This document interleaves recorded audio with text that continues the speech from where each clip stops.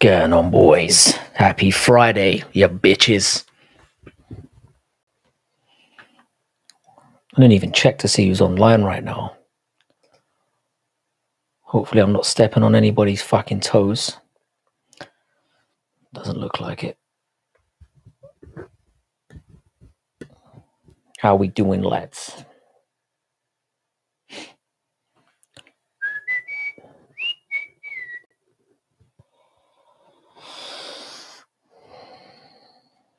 How's it going, Mars? What's good, man? It's been a while, man.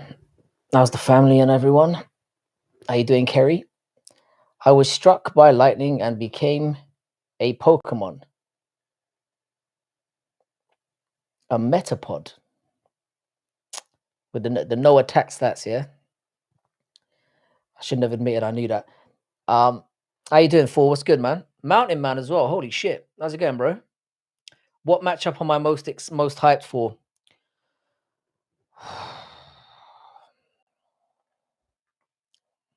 Probably Volk and Lopes, you know. I know that like a lot of the news is amazing. When I actually break it down, because we don't know what's happening with Tapiri yet. I'm assuming it's not going to be Makhachev straight away. So I don't know. I'm gonna say Vulcan. I'm gonna say Vulcan Lopes just because I reckon it's gonna be a banger. I think Belal's gonna beat JDM. You know, we'll get into all this. How you doing, boys? How's it going, Gio? What's good, man? Gio with the assist on Gio, didn't you take a few L's this week, gambling wise?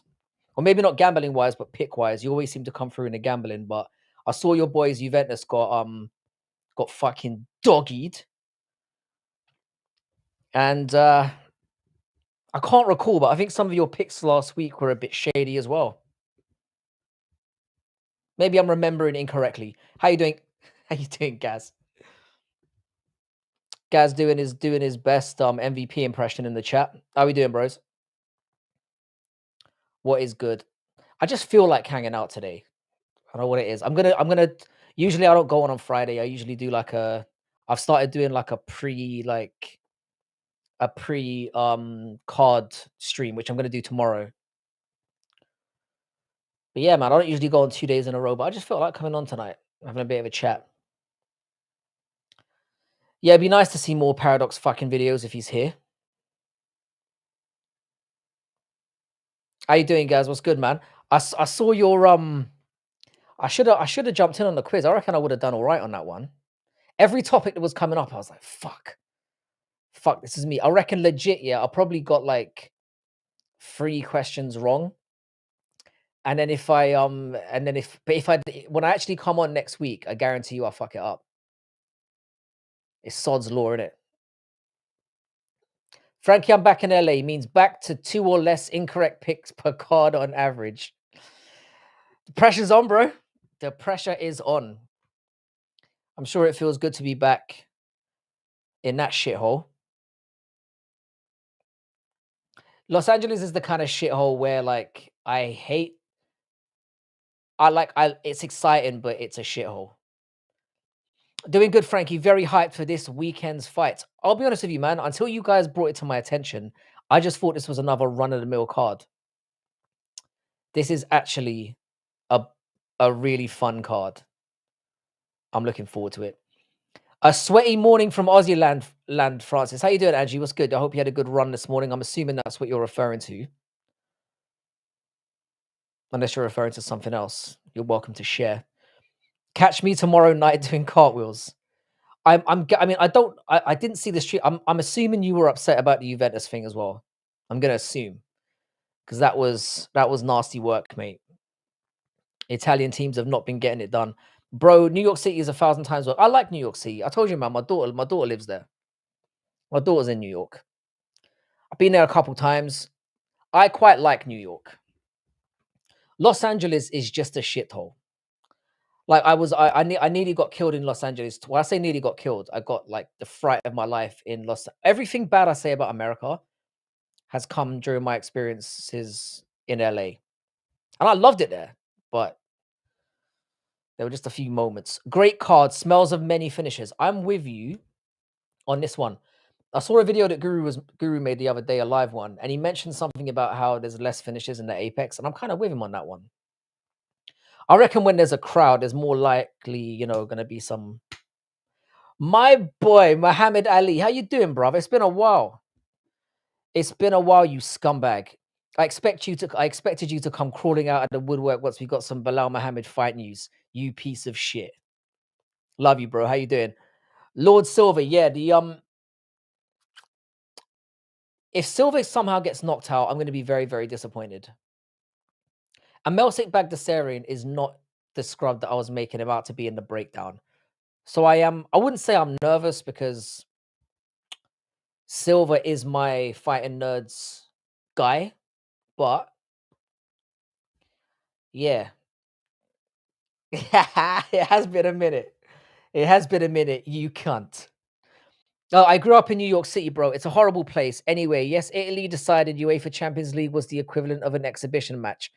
Yeah, losing to a Dutch team is not good work. It's not. I do like the new what do you call it? I don't fucking know the image you've got in your. I like it. I'm digging it. Sorry, my goat Bilal took your boy Leon's opponent. I'm all right with it, man. I'm all right with it. I kind of think this is better for Leon, to be honest. But I'm glad I did not pay money for that card. I would have been pissed.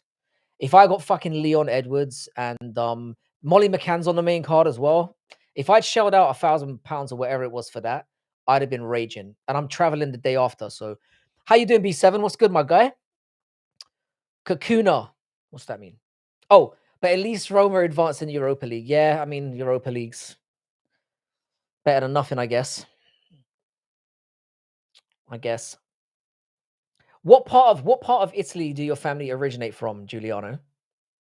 While we're on the subject, if I had to lock one fighter for this weekend, it would be Gene Silva. I reckon. Let me take a quick look at the Let me take a quick look at the card. I reckon the lock for me. I reckon Gene Silva's going to win, but a lock might be a little bit strong for me. I think if anyone's, I think Abdul Malik is going to knock out Nick Klein, who looks like a crackhead, by the way. Um, and I think Rodzaboev is going to beat the brakes off of Makoniko. But outside of that, there's some very interesting fights on this card. I don't see many locks outside of that. Gene Silver's probably the next closest thing we get to a lock as well.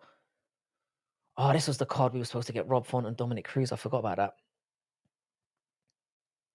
Yep, I did. And now I'm about to do Pilates. Check out Angie's channel for some exercising tips. What's your best picks for this boxing card and also UFC? All right, the boxing card. I reckon Zhang's gonna win. He's the underdog. I reckon I'd go better Biev and Bivol to go the distance again.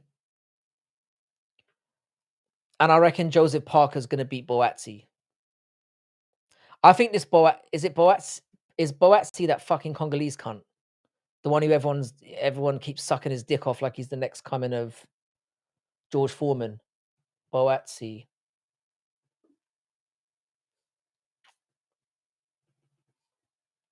Yeah, I think he's gonna lose. I think he's gonna get fraud checked.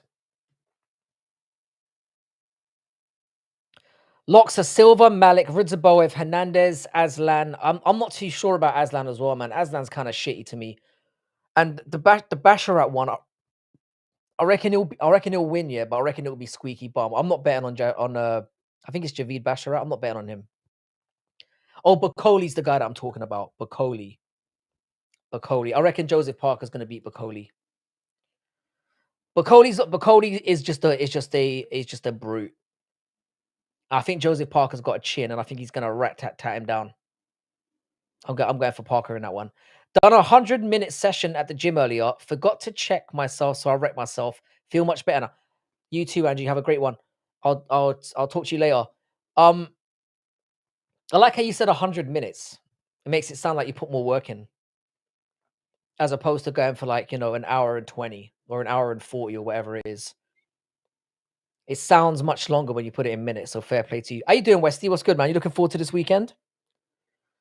I figured I'll come and hang out with the boys tonight. It's Friday. I'm going back to work on Monday, so it'll be back to a lesser schedule. So I figured while I got a little bit of time off, I'll jump on, talk a little bit of shit with you guys. It's as much about Ricky Simon sucking dick in the octagon as it is about Basharat. I reckon they're about the same level though, which is why I'm saying a little bit of a lot. Calling Basharat a lock is a bit of a stretch for me. I do think he's gonna win. I think it's gonna be boring as fuck. There was a time when I really thought Ricky Simon was good. No more. He's trash can garbage now, unfortunately for him. I think he's kind of given up. Basharat looks like a feather at weigh-ins, especially in comparison with Simon. Basharat by squeaky decision is the pick. I'm with you, fool. I reckon it's going to be 2 rounds to 1, and I reckon whoever's bet on Basharat is going to be clinging onto their dick for dear life. That's what I reckon. Are you literally up a tree right now, Weston?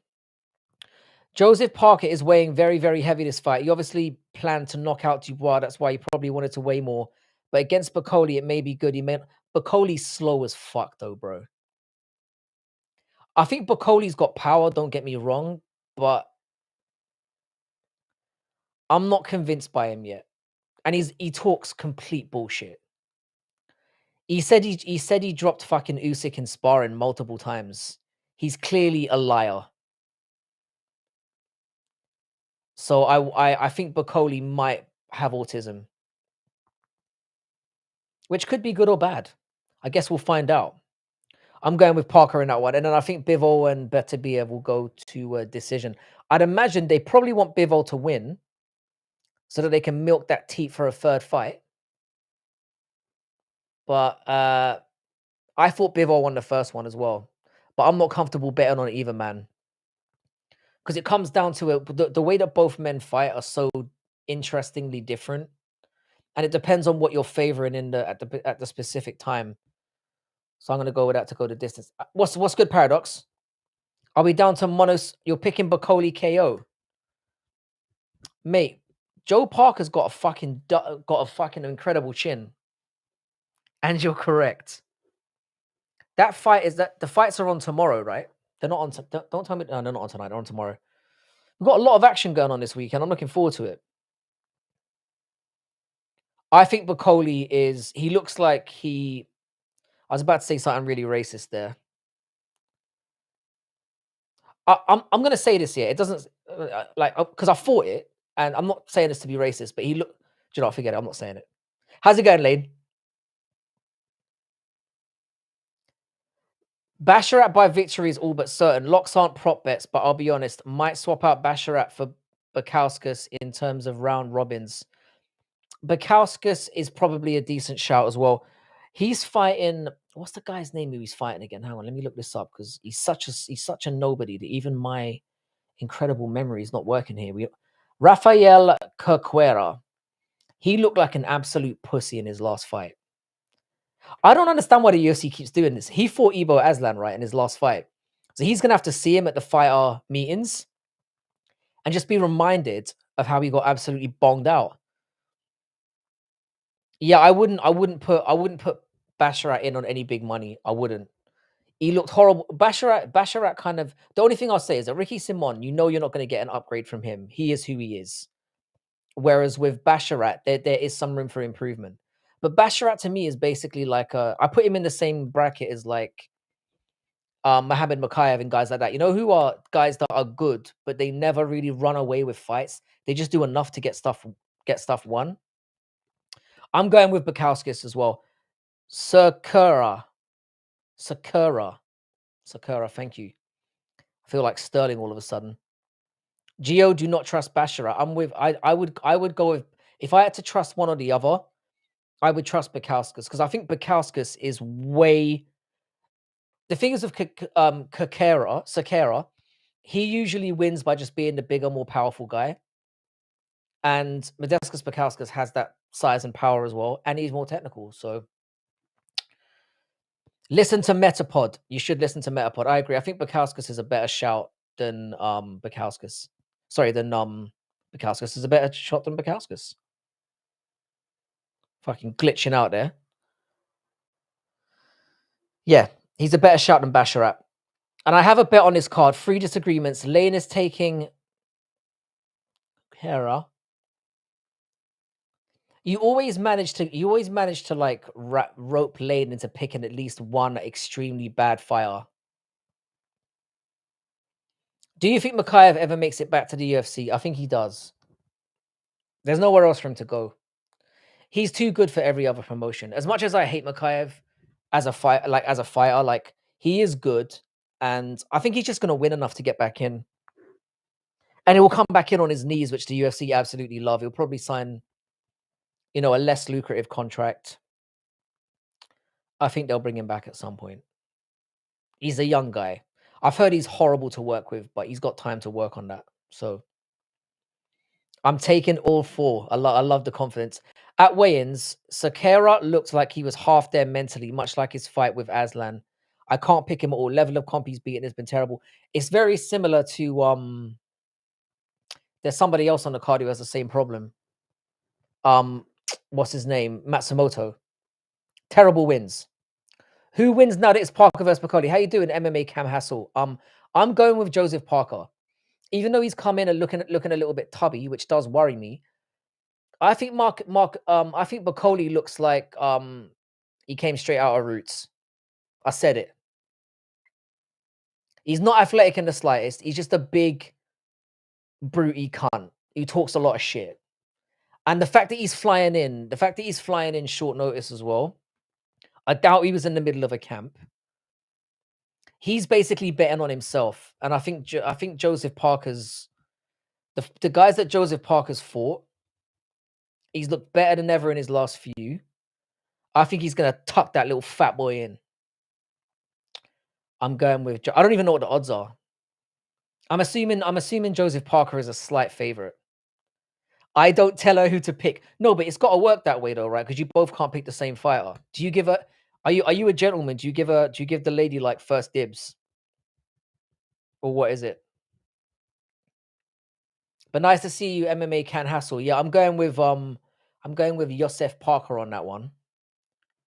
I think he's going to get the job done. I like Joseph Parker as well. I actually had I had a slight inkling that he might get the job done against Dubois as well. I had him as like a decent underdog. So yeah. Let's fucking go, Grimy. How you doing, sir? Good to have you here, my man. Quick shout out to all the boys in here, but also I want to give a quick shout out to Bodak, who put on a hell of a quiz last night. I'm gonna keep shouting this guy out, fellow Brit. Really enjoyable. Get over there if you're kind of into like quizzing and having a bit of banter about current affairs. That's the guy you need to get over to, Bodak. Shout out my boy. The picks are all mine. I swept Gio last card just for the record. It felt to me like, I don't know why this stuck out in my memory, but it felt to me like Gio had a stinker last week. I'm assuming he lost money. I'm assuming for the first time in probably a long time. But I was lurking in some of your live streams. I was thinking he's picking, huh? And you've had a fairly decent start to the year, so. Oh, we go over the card fight by fight and see where we disagree. That makes a lot more sense. That makes a lot more sense. A sweep is nasty work, though. To be fair, if you're going to lose to somebody, Lane is actually pretty solid. Lane usually has some decent picks. So fair. Whenever I see you guys betting against each other, though, I'm usually looking at Lanes and thinking, oh, she's got the trickier ones, you know? He lost dollars to me, yeah. That's what he gets, man. That's what he fucking gets. It's all a bit of harmless fun, though. How much do you guys bet? Is it like $20 or something? Giuliano's couch cushion money, yeah? But I've got my parlay locked in for this weekend. I'm definitely going to do one more. I need to throw some of the boxing in there as well because I think there's an opportunity here. Lane has made me more money than she's lost to me. That's what I'm saying. Shout out to Lane.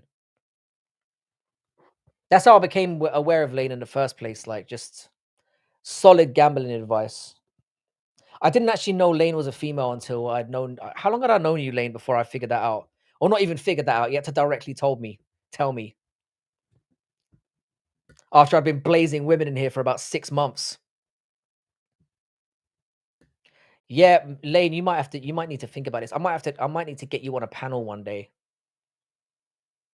and get you doing some live picks. So, all right. So, fall. My parlay for the weekend is my parlay for the weekend so far. I've got Andre Feely. I've got Jean Silva. The Feely one is a bit of a risky one. I'm not gonna lie, because he's a bit, I've got Andre Feely, John Silva, Rob Font against Matsumoto. I had to take him as a favorite, and Fluffy Hernandez. That's my four. And then what I'm gonna do is I'm gonna put a little juice on the boxing as well. I mix with a few of the UFC ones coming up. Because I'll be honest, man, I don't enjoy UFC cards if I don't gamble on them. I think I've discovered that about myself. I don't think I like MMA really that much anymore. I think I'm a degenerate gambler. I need some juice for the squeeze. Philly Costa is risky, but I think Costa's looked bad in his last couple. I think Philly will outpoint him. You do roll the punch as well. MMA is quite misogynistic. I'm misogynistic in real life, mate. I told you I'm a sexist cunt and I don't care. I think it's a decent parlay, but I wanted the Philly Costa one just to boost it up a little bit. Because I think Philly's gonna, and I like Maziko Costa. It's just I think there's levels, and I think he ain't it. I think he's kind of proven that. Some of his he's 2-2 in the UFC, and he should be 4-0 with the competition that they gave him. Really. Do you think that people look at him though and they think, I don't really want to touch him? And I know that sounds like an awful thing to say. But he looks like I know he's not contagious, but it looks like he's got leprosy. If I was in there, I'd be thinking, don't touch me. You know them ones. I sound really bad now. Must have been a hard life for him. How's it go? Anakin, fucking hell. Anakin. Silver, Ebo, Fluffy, but I bet it early. Yeah, so the odds have swung a little bit, right? Ebo's become the favorite, and Fluffy's even more of a favorite, as far as I know. I don't trust Ebo Aslan, man. I think he's dog shit. But he is fighting a fucking idiot. So I don't know.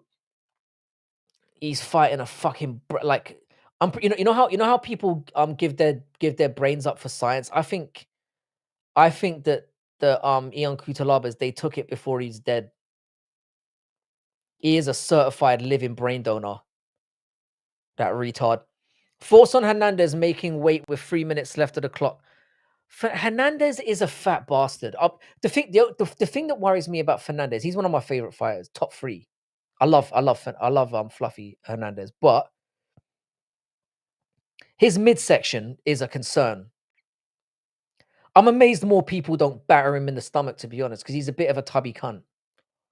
But I still think he's going to get the job done. I'm not going to look too much into it. He does struggle to make the weight sometimes.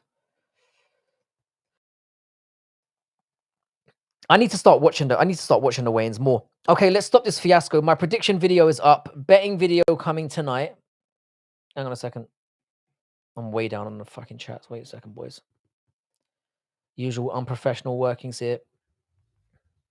My bet with Lane is 3 disagreements. I have Bukowskis, Feely, and Menefield. Menefield is a dodgy one as well. The guy he's fighting is actually half decent. Yeah, yeah, that's why he's called. He's a little tubby cunt. Yeah, I think. But what I like about Fluffy is he said in the past he doesn't cut that much weight, and I believe him. He's kind of making a case that going in there as your fat self is kind of the best base for MMA in a way. Who you got in the main event? I've got Song. I've got Song Yadong. I've got Song. I just think he's younger, and I think I always thought that Henry Cejudo was way overrated. I think Henry Cejudo's head is very firmly up his own arse. I don't think he's as good as he thinks he is. His striking is very meh, and when he takes people down, he doesn't do fuck all with it. But I think he's tough enough to last a decision, so I don't know. I'm going with Song Yadong, but I don't think it's gonna be a cakewalk by any means. I need to start doing more. I'm gonna start doing more overs and unders, or more like this fight's gonna start this round. Even though one fucked me up last week, that fucking oh, I told you guys about that parlay that I lost last week. Heartbreaking shit. He's gonna outpace Allen. Someone said Pyfar said Allen has been dealing with an injury. The only thing that worries me about the Fluffy fight is the fact that it's 3 rounds and not 5. That does make me a little bit nervous. I'll be real. I'll be real.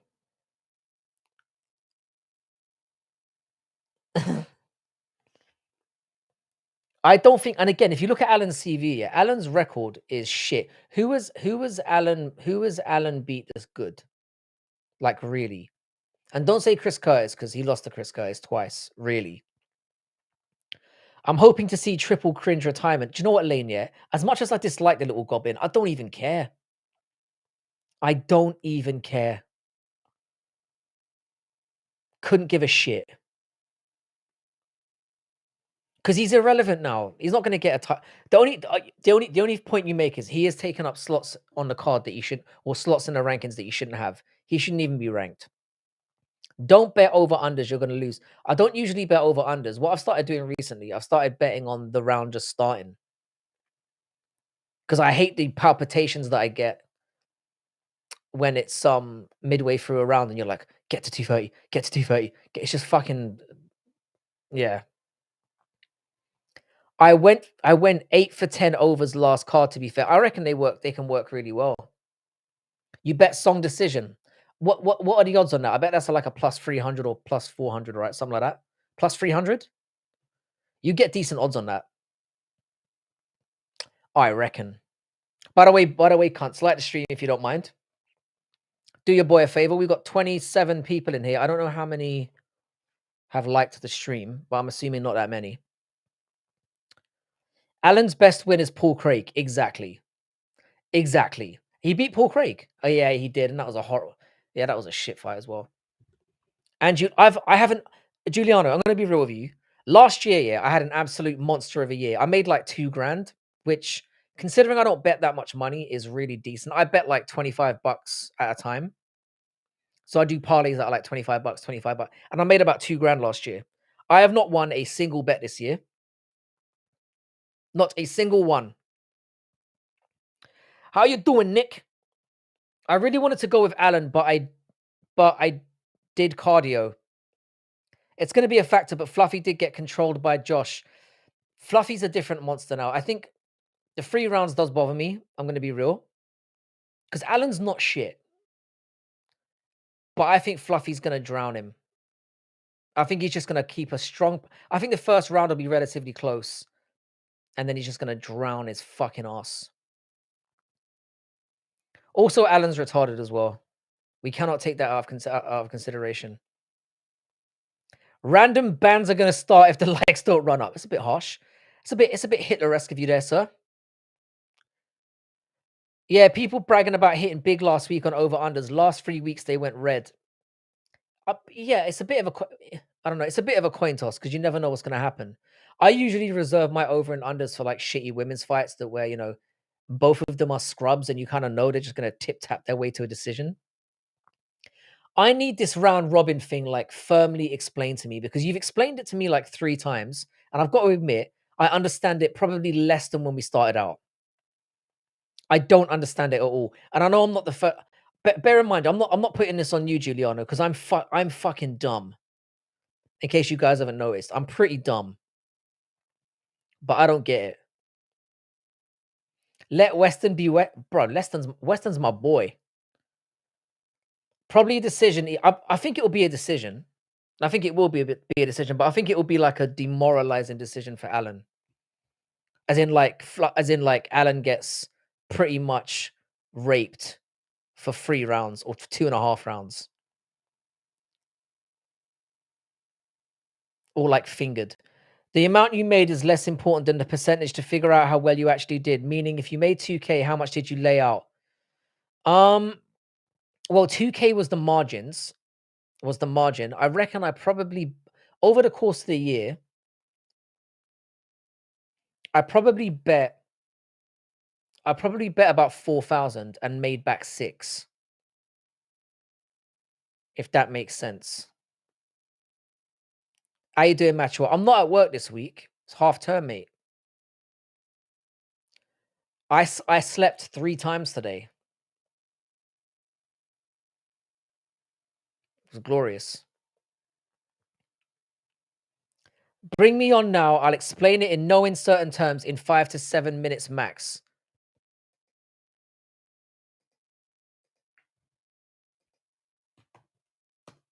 Say nothing. Yeah, man. Likely same as their first fight. Given Allen potentially has an injury, I can see Fluffy finding a finish somewhere. But yeah, I think Fluffy's finishing potential isn't amazing. He just takes the soul out of you. The Marab comparison is very apt. It's very sorry, I just got distracted by that booty. How you doing? Wait, first Yeah, what's up? oh, it is you. Fuck it hell. Yeah, let me fix my fucking. Oh yeah, no, I put that picture. That was for the Hank Tell me that's not a dude. good noodle debate. Tell me that's not a dude. I don't need that in my life right now. No, it's not a fucking dude. Jesus, Frankie. All right, here is this better? It's much better, yeah, thank you. I mean, All still right, could be a dude, but you know how things are. Anyway, sorry, continue. yeah. No worries. So yeah, all right. So round robins, right? It's actually pretty simple, bro. And by the way, you don't only bet like betting round robins is the most like okay. First of all, you have to understand that combat sports, specifically MMA, the hardest sport to consistently make money on. Okay, like as a professional gambler or just somebody who fucking fucks around and throw some money on the UFC, right? Like to consistently win, which you want to do. You don't want to have like ups and downs. You don't want to like fuck up like last week and then try to make it back the next week, right? So like to develop a consistent betting strategy, which is you know like that's what you want. You want a consistent betting strategy that's going to keep you in the black every fucking session of betting, right? So how that works with round robins is basically a round robin parlay is like so like okay, so you remember how I just listed off my 6 locks? Yeah. Okay. So what I'm gonna do, right, is I'm gonna take those 6 locks. I probably will swap out Baccarat for Beauchesne. Just because I mean, Bacharat's gonna win. And I mean, I might as well lock him, but like, fuck it. Like, because you really want all your locks to hit for on round robins, right? So I'm gonna make a 6 leg parlay, right? And then instead of a single parlay, right, you're gonna hit the drop down, and you're gonna see an option for round robin, twos, threes, fours, and fives, right? You're gonna select So fours does because so that's does gonna. so does that mean, yeah, when you put on Okay. so what you're doing So is you so put on 6 fights, and then the drop downs mean that you have a the bet that drop downs mean that basically, okay, so really quick, so what that means, and you're gonna select four. If you have 6 locks, you select four. If you have 5 locks, it'll be three. But like, there's 6 or more on this card, regardless. So you have 6, right? Now by selecting round robin 4 ways, right? What's actually happening is instead of one single parlay with 6 legs, you're Mhm. creating about 21 parlays that are all 4 legs that are every 4 number combination of those 6 different Right. fights. Okay, that makes And sense. so, yeah. Now the payout on that, that's going to cost you like so okay. It's important actually also to allocate as much money as you are going to bet on a card before you start laying different bets, right? So like Mhm. let's say you have 250, right? To bet, right? Or you have 1,000, right? Like figure out that number first before you make any bets. Mhm. So that you understand like what percentage is going where. Because like your round robins are going to cost you actually the majority of Yeah. your money, right? And people see that and they're like, why the fuck am I spending? So like for example, if I'm betting 1,000 on tomorrow's card, right? Like my round robin might cost me 80% of that. So like, you know, like people are like, wow, this costs this much. And the payout on round robins is it can be double or triple your money, but it's relatively low. People look at that and they're like, wait, how is this? But what that's actually doing is it's removing the house edge as best as is possible because basically that then that's keeping your money safe too because one of those six could lose a lot of the time even two can and you're still gonna at the very least break even, right? Okay, That's I the most get it now. important So thing to do. it's basically just betting on combinations of locks that you have, and then Right, and it's not just that though. That's the first fundamental thing you do. Then you might now you have, let's say you have 15-20% of like your total amount left. Right? Now that doesn't sound like a lot, but then you're making whole card parlays. You're making whole card parlays minus one or two fights. So, like for example, right? There's 12 fights, right? $5 on my picks for all 12 fights pays out. Pays out just under 1,000, right? $15 or 20 or $25 on the whole card minus, let's say, Menafield, Walker, and Costa Feely, right? Mhm. Two fights like that are kind of dicey, right? And then an 11 leg parlay where you take one of those fights off, and then another 11 leg parlay with the other. So you stack parlays on top of the round robins, right? And different combinations thereof, right? And by doing that, you not only is your money as safe as it could possibly be in terms of like not losing money, right? But you also have the potential to win the most. And then also after that, fuck around with prop bets if you feel like it. Just I mean, my whole thing is like protect your money first, you know, and you will be like and you won't be fucking in the red, and nobody and keep track too. Like that's the main thing. Like basically like a general like kind of rule of thumb is like if somebody can't tell you whether they're up or down like year to date on their sports betting, like they're Mhm. down basically. You understand? It makes more. I don't know why I had such trouble grasping this. Okay, Like, okay, here, I got you. Here, this will make it really easy. Okay. So 6 leg parlay, right? Picture A, B, C, D, E, F, right? Each letter representing one of those six fights. Okay. Now think of every 4 letter combination of the 6 letters A, B, C. So A, B, C, D, right? B, C, D, E, right? And every other fucking so every one of those becomes a parlay instead of one 6 leg parlay, and therefore not every fight is on all those parlays. That's how you can afford to lose one and still one and sometimes even two, which obviously obviously I try to fucking select my locks very carefully, and I'm not in so New York do anymore, you so evenly distribute the percentages amongst the amount of the amount of parlays you've got? So is it like evenly distributed, like in terms of, so you say you've got like rounds of like 4 or 5 different fights here that are rotated in different ways. Do you put the same amount of money on each one? yeah, well, yeah, because it is a parlay after all, so you're putting down a certain amount of money on and then that money. Okay, that actually okay, so that's a good question because I know, obviously I know. yeah, yeah, yeah. Yeah, sorry. So you're separating. So yeah, every combination of four, right, from those six, obviously it's there's a bunch of different parlays.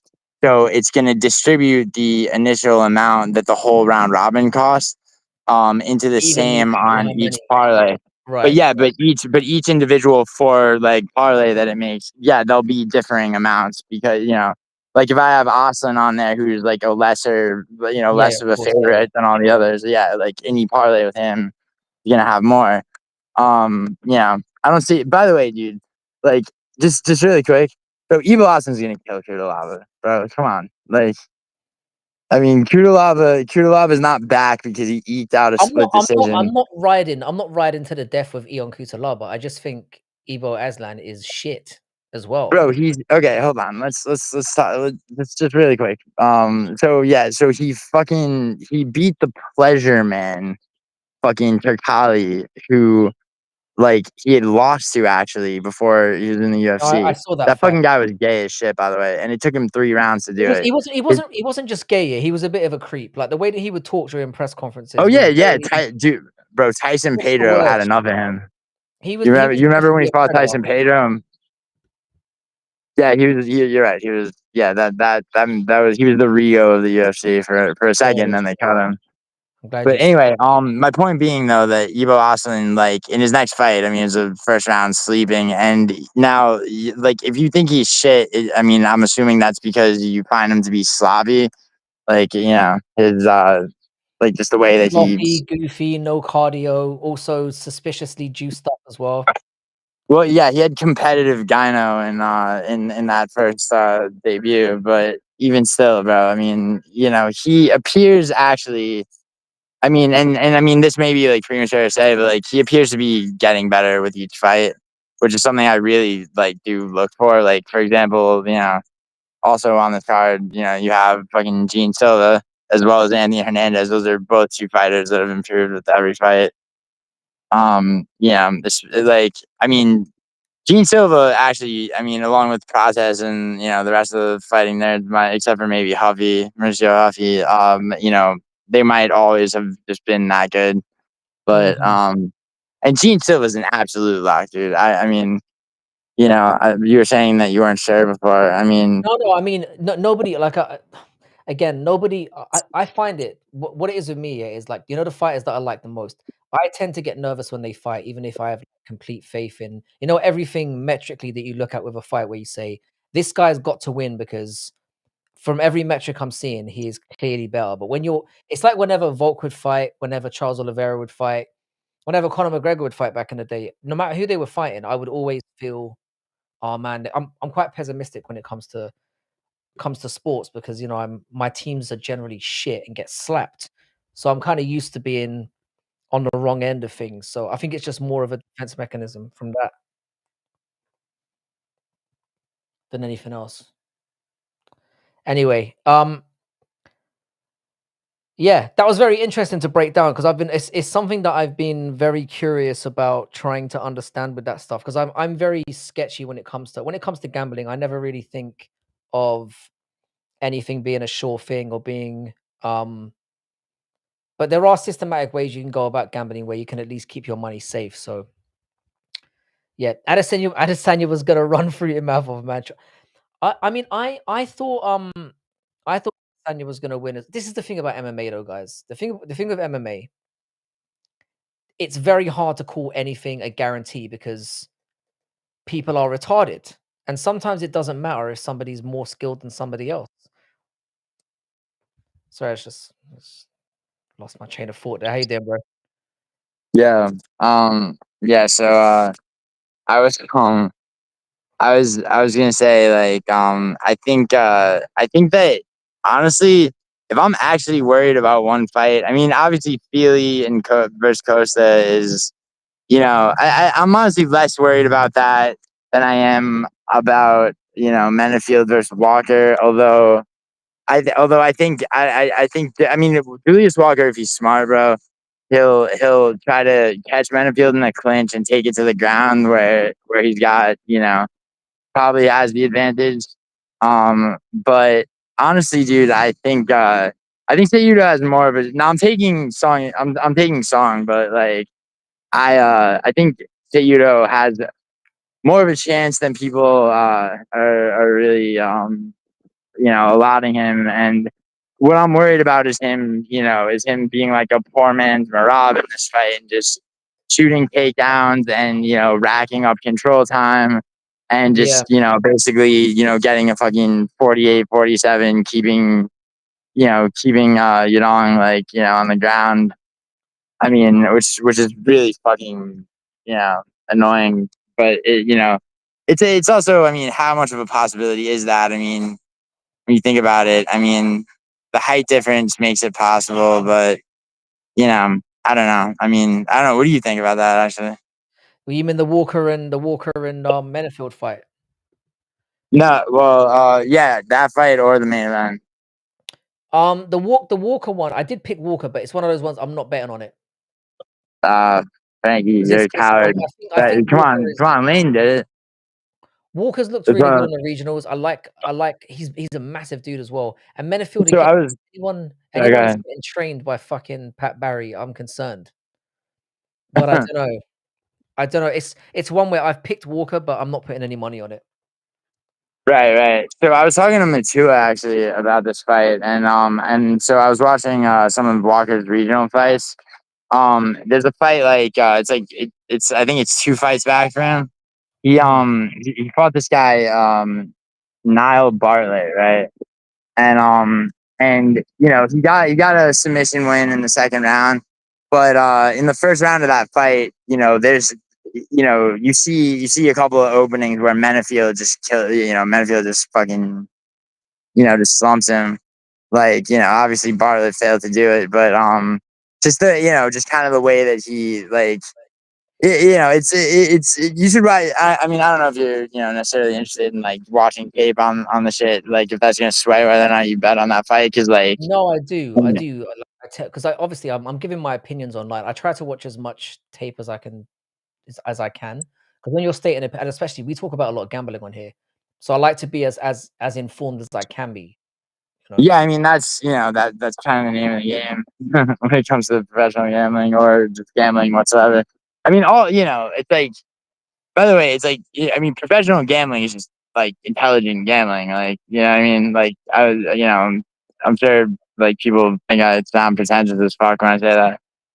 But professional gambling. I mean, but it's just like it's all it really is to separate is like separate yourself from gambling addicts who see like they see the fucking they'll see like the plus 1,600 on some fucking never had a chance underdog, and like that's the first thing they see, and the fucking dopamine that skyrockets in their brain, and they can't help themselves from people who actually fucking understand. And I mean, I think it's best to make picks without and try to stay ignorant betting lines until you've actually made your picks for each card. A lot of people can't help but try to find underdog pick of the week and all that fucking bullshit. Yeah. Um, like Yeah, Angelo from We so Want Pick. I do think there's a lot of opportunities this weekend to make money for sure. There's something about this in the air where it feels like somebody's gonna land big this weekend Oh yeah, because that'll be there's me, bro. That'll be me it's and gonna be everyone that it's listens gonna to be me. you as usual, yeah? No, not as usual this year, bro. Dude, fucking listen. Like, I make no fucking excuses, but New York City, bro, is not a place you want to go if you want to like succeed or even really focus on any kind of like short term goal that you're trying to actually achieve. So, I mean, that's on me. But yeah, no, I mean, redemption is in the air. The Um, redemption arc has wow. started this weekend, yeah? Yeah, I mean, catch me on predictions tracker, bro. Placing first, second, or like at worst third for Are you most are you correct. putting any are you putting any money on the boxing card this weekend as well? Oh yeah, yeah. Yeah, I am. Who do you have for the main event, Frankie? I'm gonna be too much of a because the thing is, yeah, like I thought that Bivol won the first fight. Did you? Um,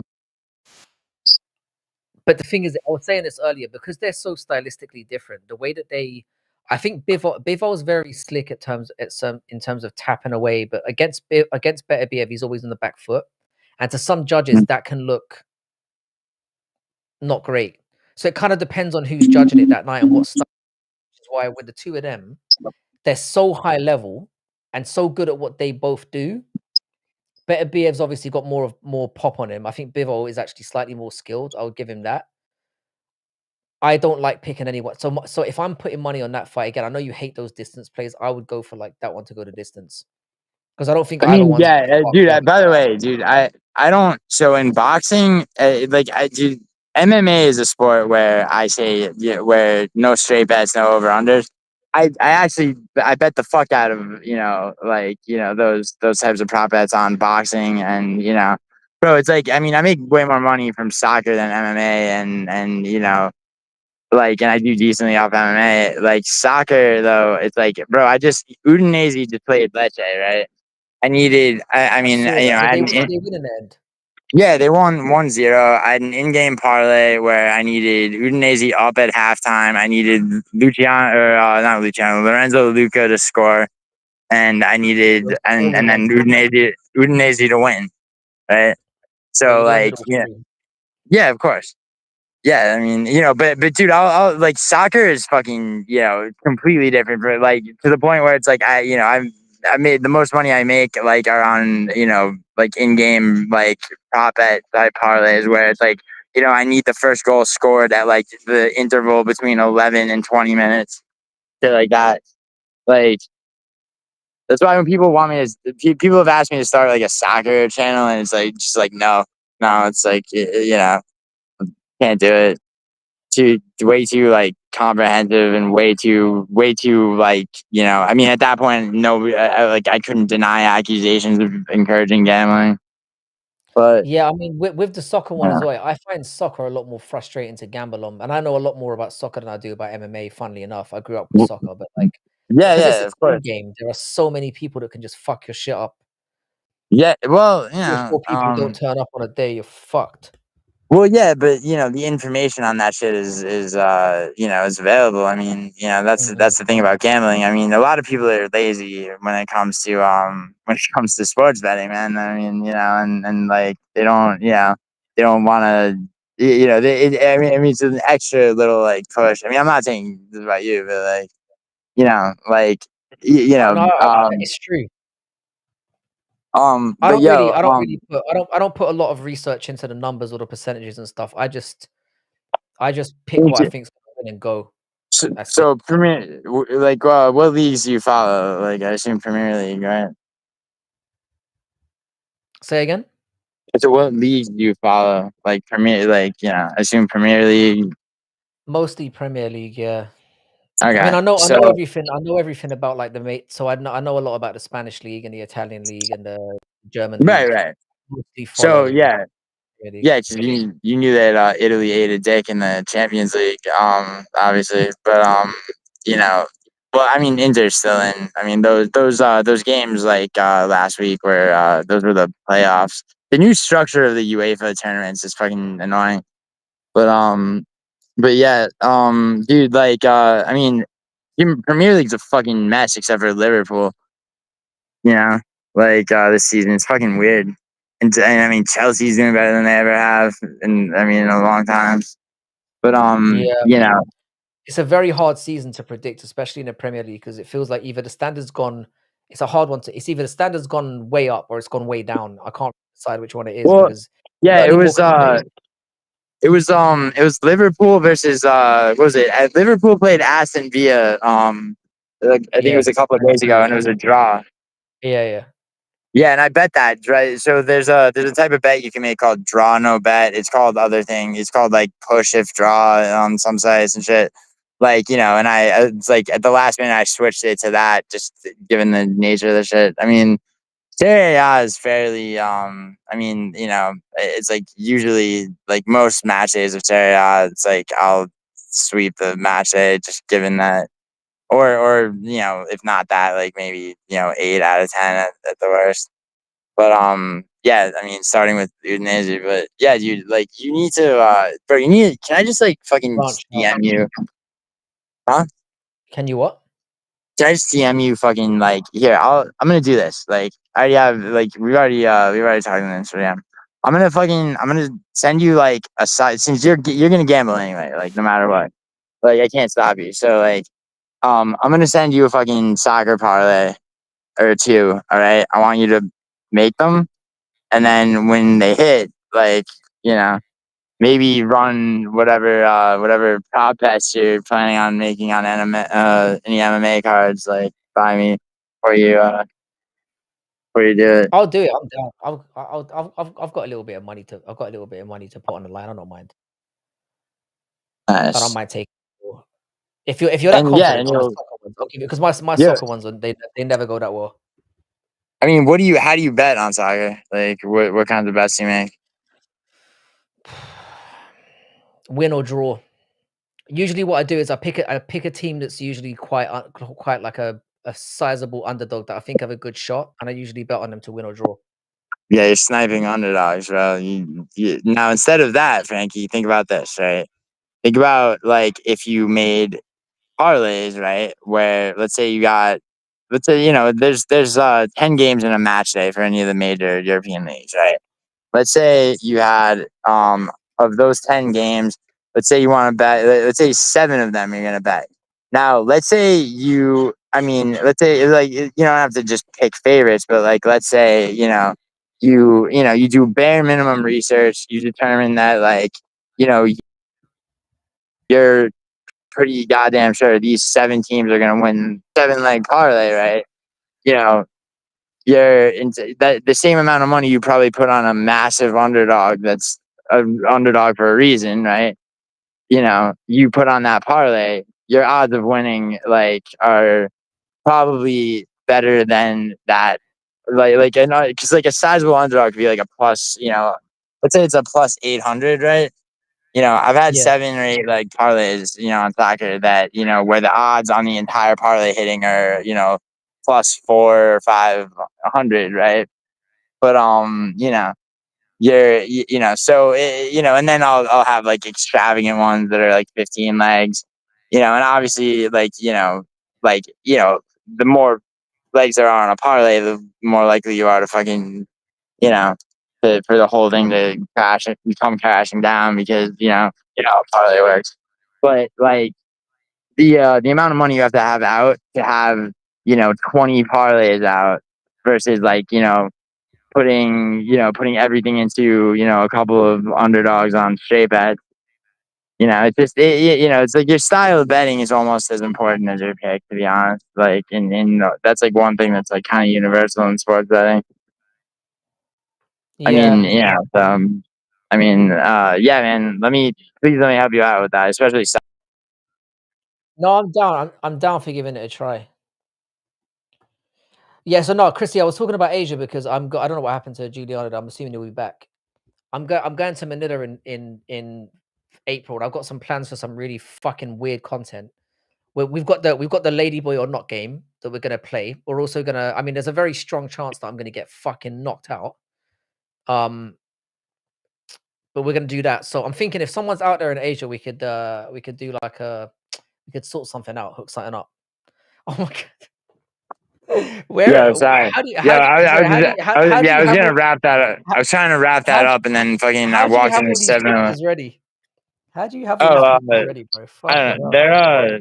hell. Bro. I mean, dude, Restream's weird, man. I fucking hit the thing to like upload a fucking, and it just sniped you know ass shots and titties. Perfect. I mean, I'm I not mean, complaining. yeah, bro, Restream is like the fucking, I don't know. Restream's the fucking whichever thing, kick of or whatever, whichever one of the debaucherous, you know, whatever, rumble kicks, whichever one people are like killing themselves and fucking eating like human flesh and fucking molesting children to like the more wholesome one of the Discord. Yeah. I mean that, yeah, that's what I've got. I don't know on Discord much, but anyway, yeah, I'm gonna let you get on with your goated ass fucking Thanks live for stream, thanks for bro. thanks for thanks for stopping by and explaining it. If you guys I know most of you will be, but if you're not subscribed to Giuliano, if somebody could throw up his link in the chat, I'd really appreciate it. Yeah, it's a boring. One of the It's best like live it stream is a creators out boring there, man. thing to hear. It's a boring thing to hear explained. Again, if you do understand it, it's also it also have No, to but like I'm summon. retarded. I'm retarded as well, so that there is I that. mean, I mean, the thing is, I try to like kind of recapitulate it when I do like last minute betting advice videos, which is another thing I stopped doing.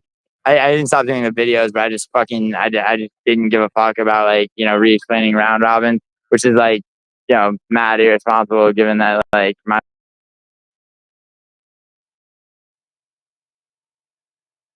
Oh, fucking hell. Restreams done it again. Um, the arse was distracting me. I'm not gonna lie. I'm a very simple man. I'm a simple man that likes simple things, you know. So it's hard for me to think and look at an arse. You know what I mean? Very, very. There he is. He's back. He's actually back on cam now. Here we go. This will be less distracting. Yeah, yo, Frankie, On camera. Frankie, listen. Yeah, I got you. Yeah, it sounds like we have one disagreement only tomorrow. You mean you and Lane's got one disagreement? Yeah. No, no, you and me. You and me. Well, okay. And who is it? Menafield versus Walker. It's the thing is it's not even that I think Walker's gonna necessarily win. I think Menifield's a risky one to pick because he's shit as well, and he's trained by an idiot. I mean, yeah. I mean, And he's lost. He's Walker's lost to the best people. either Uh, gonna step in and be amazing, or he's gonna get instantly destroyed. It's difficult. I mean, these guys on the regionals, you can't really trust them. So I don't know. It's a tricky one. It's just that I wouldn't put him on but I more look at it as what are the odds like, and for me, Menafield at the odds that he's at, I don't like. That's why I'm like, fuck him. I mean, yeah. What is he? I mean, I guess he's what? I mean, last time I looked, he was a minus 230. Yeah, that's But too high for me. I Because mean, Julius Walker, you know, the odds makers don't. They don't make money. Like they don't make money if you lose. They don't care if you win or lose. Yeah, it's a they just want you to 7-Eleven, play. bro. Hold on. I'll start with a dab of lotion and then go to that. I'm just reading materials. Fucking. Yeah. Anyway. Yeah, dude. The odds makers get paid based on how many people gamble. Like they Mhm. just want you to bet. They don't give a fuck if you win or lose. So whatever. So they manipulate the lines, right? Like like you saw it with you know Marab O'Malley, right? Opening the line with Marab as the favorite, they knew that O'Malley had a bunch of fucking gay O'Malley fans, that are gonna see that We're he's an all gonna underdog gamble, yeah. and yeah, and bet more, and some of them that wouldn't have bet did anyway. By the time the fight started, O'Malley was the favorite. So the line can actually move. And then oftentimes like they'll do shit like Fatima Klein versus Dudakova, where it's like that should have probably been a minus 300 for Fatima Klein. Instead, it's fucking like minus 1200 because they wanted people betting that under. They know people like you are gonna fucking see that underdog line and just Yeah, Meanwhile, money. whatever the fuck's wrong with her, she's thick or whatever the fuck. They knew, yeah, So it's like, yeah, odds can be tricky. I think the same thing's going on, by the way, with Aslan versus Kudalaba. Kudalaba being, I think that those should be actually more drastic, but they're trying to, because people just Manipulate people. a lot of people just swear by betting lines, or they make decisions completely based on that. Anyway, dude, I'll let you go, dude. Like I promise That's it'll only it's take me fun. 5 minutes to explain it. I appreciate you. No, but I was asking questions as well, so I appreciate you coming on and explaining it. And send me that soccer parlay as well. I'll give it a try. All right, no doubt, bro. Yeah, Give I'll it do to me, that, bro. bro. Yeah. What did hold on, Matua. It's I need to exfoliate, bro. It's the fucking fluorescent lights in 7-Eleven, Matua. Bro, Matua, I've seen your Instagram, bro. Like, you're like you're not doing skin commercials, bro. Uh, Mature fucking stage trolling. yeah. What's up, Todd? Damn, fucking everybody from the hood. Where'd Paradox and his Metapod ass go? He's bro. He's gonna do some shit where he evolves into Butterfree and like Yeah, I need I just need to all. I need to ask him what's going on with that. Like that's No, dude. He told me a little bit about it, like, but I don't want to. Yeah. Anyway. maybe I'll get him on a Yeah. story. I'll get him on It's something. it's yeah. Like where it's going is what he's told no one. So yeah. But anyway, bro. Yeah, take it easy. Take I it gotta easy, go man. Have a good actually. one. All right, man. I see you're Peace. streaming tomorrow anyway. I'll catch you tomorrow. All right, bet. Good luck, Take it bro. easy, brother. Thanks, brother.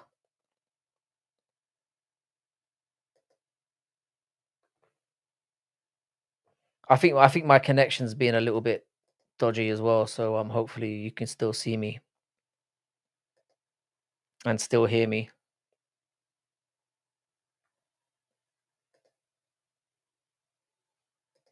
Let me see here. Hang on.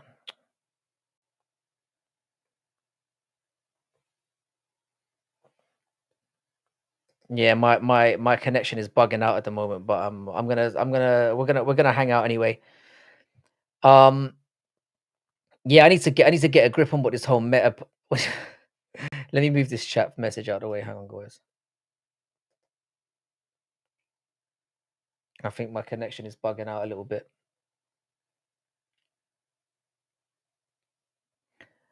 Yeah, tell us more about these candy bars, Sniff. I need to get you on at some point. Tell us what you're doing with these candy bars. You sound like you're tweaking right now, brother.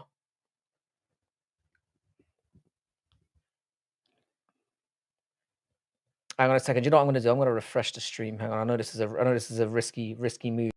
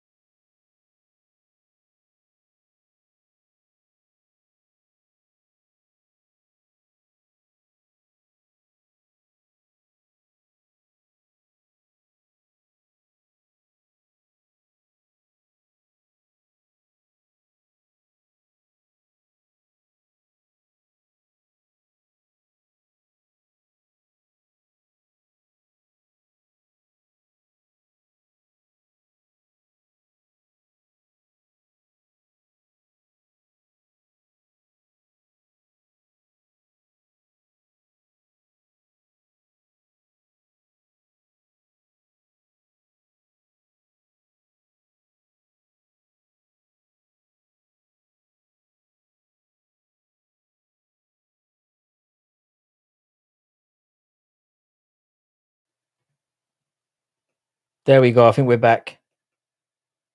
How we doing, boys? Sorry about that. My premium J Dog internet has just let me down yet again. But I think we should be back now. How we doing? Sniff, I need to get you on to tell me more about these candy bars, man. Because I was really trying to concentrate on the round robin and stuff, and you were just going on about the candy bars, and I was confused. Oh, mushroom bars.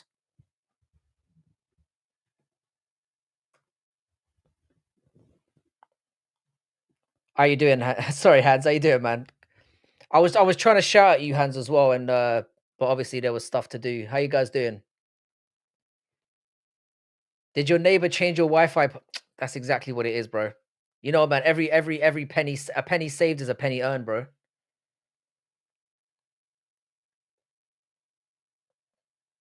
Fucking absolute scumbag.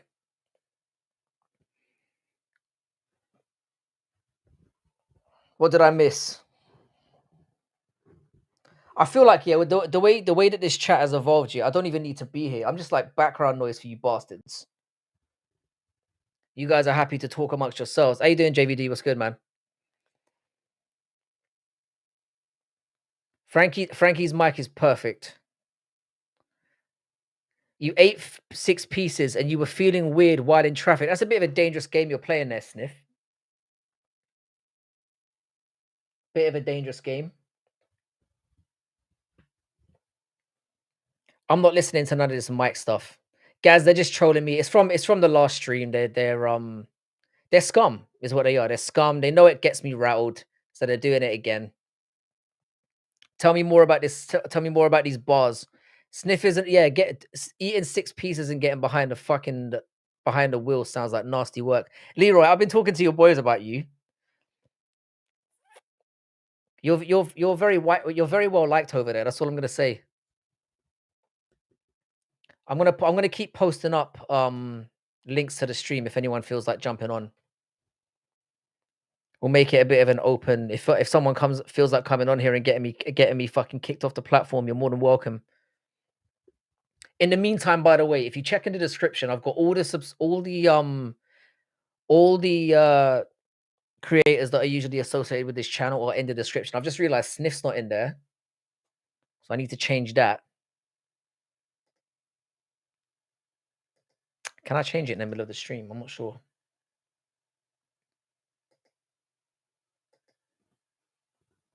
I think I can change it. No, I can't.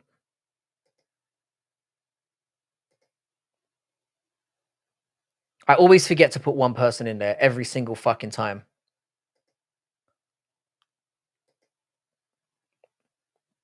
Let's get Sniff in here as well. Sniffles. Who else am I missing? I've got Ty Bets in there. I've got JVD. Yeah, so if anyone feels like coming on and talking some shit tonight, you're more than welcome. How would a magic mushroom vape pen work?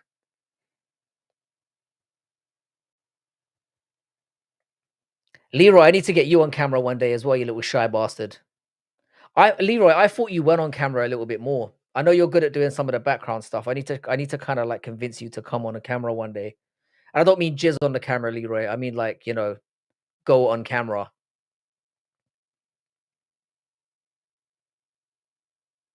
Yeah, is there anything in the is there anything in the weigh-ins that's a little bit, interesting to anyone that might sway people's opinions? Because I don't really watch them anymore. I like to keep the amount of time I spend watching men with their shirt offs down to 3 nights a week.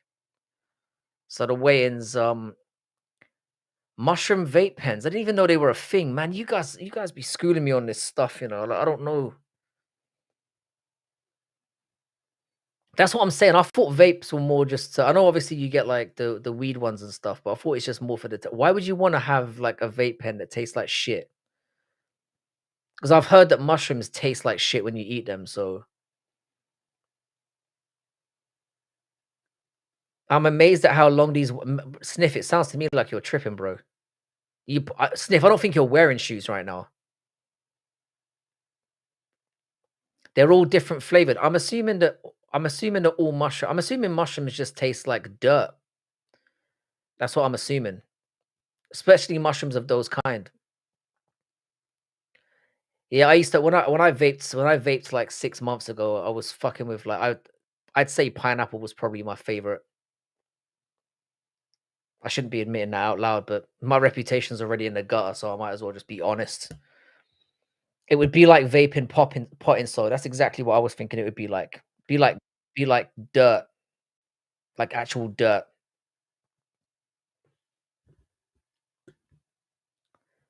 But it's like with drinking though. I mean, who genuinely drinks for the taste? I mean, I used to like the taste of some whiskeys, but it was more like a tolerance thing as opposed to like a genuinely enjoying them. Not in a vape. Huh. Golden teacher streams. Oh, sorry, JVD. I didn't see that you were there. Hang on a sec. That's good. I did not see you. Hang on a sec. How you doing, young man?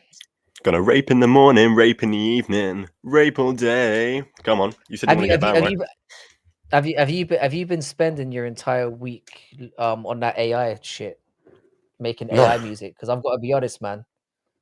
My head no, that shit's been in my not head at all. the entire week. That No, it was stuff is getting fucking incredible. shit. It was just getting wank. It just wasn't. Yeah, It gets repetitive. And how you doing, Leroy? Though, good to see you, man. Yeah, yeah. No, you really golden teacher like shrooms are the good. You know, do you want to do shrooms sometime? yeah, definitely, bro. I've been Fuck yeah. talking shit about it but it has to be it has to be in a situation where we can make content off it because if I'm gonna do it, yeah, it might as well be fucking embarrassing as well. I mean, yeah, but Um, like, how the fuck are we gonna do a collab stream? Like, how are we in gonna get that? person, Yeah. we could do multiple cameras though, innit? We could just both be Hmm. linked up to our phones, I guess. I mean, there'd be a lot Yeah, I of like suppose so. feedback, but we can make it work. Well, I suppose you just do a YouTube show. I don't know. We could do the same thing when we do that fucking spoon stream after I fight. That yeah, we Just could set just up a put a camera. camera on a yeah, just Yeah. set up a camera on a tripod and just have some microphones around and just go. Yeah, we've got to find like a field somewhere where we can go because obviously you can't just do shrooms and a Weatherspoons. But I mean, Maybe wait for the weather to pick up a little bit. Do you know what I mean? I don't know. Maybe adding stipulations well, to it would yeah, but make it like less interesting. I we've don't been know. talking about months and that hasn't happened. So we could talk about this and it might happen in September. I mean, you were technically a minor when you were first asking me, so let's get that out there straight away. I never actually asked you. Is that right? Is that how we're playing it now? Yeah, Yeah. I'm just saying what happened. I don't remember. I kind of remember it being both ways, but whatever. I'll let you have Yeah, this it round. was more mutual, but don't try and pin this blame on me. Oh no, I wasn't doing that. I wasn't doing that. I think All you were right. the first one to say it, and I was like, bro, how old are you? And you were like, yeah, I was 17, and I was like, no, I don't even. No, no, I've no, got no, no, no, DBS no. I checks was and stuff. no. I was always no, no. I was always responsible. I was always like, hey, when I'm no, no, I did say it. I said when I'm 18, we should go for a drink sometime, and you went, yeah, That was it. So you initiated it, and then I just carried it that was on it. after that. You're right. Yeah, but I wasn't That's the like, truth. hey, I'm 17, want to go for want to buy me alcohol, boy. No, that's not how it went down. That's yeah. I guess we need to make sure that's clarified. No, I've never done Yeah, streams before, but that's what I'm saying. For it might be funny because it's like I've never done anything. We talked about drugs on this stream a few times. I've you've never only done smoked weed on it. anything like that. I've only smoked weed. Yeah, yeah. Obviously, I've done like a fucking enough alcohol to kill a herd of elephants over the years, but not like I've never done. I'm pretty sure I've been MDMA bombed a few times. I would never recommend anything other than shrooms personally, but a lot of people Mm, say acid. I'll never try it. mm, I think it's. I mean, ketamine's dirty. mm. I think streams are probably the most appealing for me. That's probably the direction I'm going to go in. Yeah, I don't know But how again, they. I've heard they were like hallucinogenics, and they're not really, are they? From what people have told me. If you do enough, I want it for the. I if want to you trip out. bomb if I you want to bomb do like two DMT. grams, 2 grams. I what want to do do you DMT. want a trip? Yeah, I want like an out of body experience. Then we just get like more shrooms. I could do that. Whatever's the safest, because I'm also a bitch as well. So let's not forget that. If I start proper fucking tripping, I don't know. I might accidentally jump off a fucking bridge or something. I mean, that's why you got me there, veteran shroom eater. I no, I don't trust you. I don't trust you, mate. I don't. Yeah, I'd be pushing you off the cliff. I'm not gonna lie. That's the thing. Yeah. Yeah, But yeah, I've Cheddarhead's heard right. DMT is a No, mad what one. Cheddarhead said as well. It's like only really lasts 10 minutes, so it's kind of But boring. I've heard it feels like it lasts a lot longer than that. Yeah, it's DMT the one that get. I've heard it feels like it's hours, but it's like What's the drug? Someone was saying like they took this drug and they had like a whole life for 3 months. I don't think it was DMT. It might have been DMT.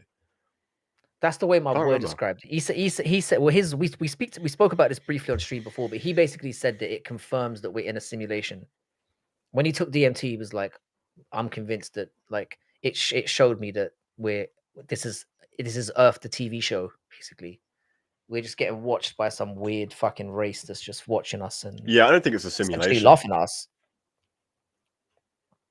I could kinda get behind. like I the could get simulation behind an idea. Earth TV show, but I couldn't get behind a simulation. The TV show thing is definitely on. I reckon we would be very entertaining to watch because we're fucked up. Yeah, but who do you reckon? Think about the amount of who do seasons you you could think get they out. watch though? Like what? Like what do you think they watch? Everyone. If there's something in it for everyone, you could tune in and just watch someone jerk off all day. If you're into that, you could find that. Well, You it's like find someone, Earth.tv. There's just like a porn section, a love Yeah, section, romance yeah, section, yeah, murder section. 100%. Yeah. Think about it. We do it all. We do it all. If we Hey, were a some people TV do them show, all. we'd be galactically amazing. Some people do them all like something you can tune in for everything. Bit of miscellaneous. I reckon that's what it is, man. TV show, 100%. That's what I like. It's like a Truman Show, but like the entire planet. That's where I'm at. And Jews are the I've moved. aliens. Yeah. How did you manage to slip that in, bro? Fuck. That's impressive. Dude, no, like We should, Jews we being should, no, when you come on, wait. we should have a Jew counter in the fucking corner. Jews being it aliens is an official. actual theory that people have. So that was kind of relevant. Anything can be a theory, though, can it? You can throw anything out there and say it's a theory. Yes, I theorize Frankie is gay. Hans, I'm getting the impression you haven't been around here that much lately. This is why. This shouldn't be. Oh a yeah, no, surprising it gets really gay in here sometimes. I'm not going to deny it. Yeah, but yeah, I'm thinking like if I do drugs, it's going to have to be some kind of mad DMT trip or just I How's your want weekend? like an out of body experience. Over the weekend, it's got to be, yeah. No. How was your weekend? How was my weekend? It was. You went off to like London or something? Wait, today's. Oh yeah, it was good, man. It was good. It was I spent a lot of time with my son. It was chill. There was the mouse thing, obviously, that put a damper on things. But apart from that, it was all right. This week's been fairly. It's mostly just been like, little trips and stuff. Yeah. That's the good thing about my job, No, that's a good thing about my job. Like my kids have time off at the same time as I do, so it works. It works, but I've got that trip coming up in next month, so I've got that to look forward to. Back to work on Monday. I won't be able to live stream as much. What you going to Thailand? Going to Manila. Ah, Vanilla. Yeah, and the thing is, like my mate just came back from there, and he told me that basically, apparently it's got really dark out there. Like he agreed to meet this woman, right? He was talking to her on DMs, and then she bumped into him outside with like another chick, and she told him she was going to kill him. Like she got people to like, so he genuinely got scared and left the country. And you're going? Well, I don't do anything fucked up there. No, I don't get. I'm not in bars like getting fucked out of my head and breaking hearts out there. Fuck you, Leroy. Fucking a femboy. Like in Thailand. I mean, that's neither confirmed or denied. But I was thinking what I might do, is I might go out there and just make some like I've been wanting to do this, like because like ladyboys are. I'm gonna be honest, they're part of what bring a lot of people to this channel because you're all fucked. So I was like, speak for yourself. I was gonna do it. I was gonna do it last time when I was in Thailand, where I was gonna just walk up to random people and just be like, I'd say to the chat, "Is this a ladyboy or not?" And then you. I was gonna say, why don't you just do why don't you do travel content and travel streams and shit? That would pop. I might be the way to go. But the thing is, the only reason why I didn't do it last time. Fucking a ladyboy in Thailand. Fucking hell, bro. I mean, that would do mad numbers. Let's be honest. I don't think I'm ready to sell my soul. Imagine your wife finds it. Lol. Well, that would be one issue to deal with. But yeah, I think travel content in general would be because I think people are interested about these places, and like rather than just talking about them and saying this is what the get down's like. Hans understands. I mean, Hans, you grew up there, right? Hans grew up in Tijuana. See, the thing is, Tijuana somewhere I got to go. there's places where it would be good to do trips and then like see how people, you know, respond to it. Yeah, I mean, you're rich enough just to Kind of travel where I'm at. around. Fucking people love that shit. You should I've do got to stop. you I've should got do to stop getting off this survival. vibe because You people are got to do gonna run up on my survival, house mate. one day. I've got to stop telling people I'm rich because really, I'm gonna pay the price for it one day. I'm Well, not gonna telling rob people you. I'm rich, but I'm just going denying to it. rob you. You can fucking try, cuz. Fucking let's go, cuz. Come on. Give it a try. I'll send you my address later then, and I'll wait. I'll just sit here and wait. Yeah. You What is send it? me 1 your address. hour? Yeah, Yeah, I'll just 1 or like whatever. do the little fucking do the thing. Frankie, would you let me stay at your house if I had nowhere to go?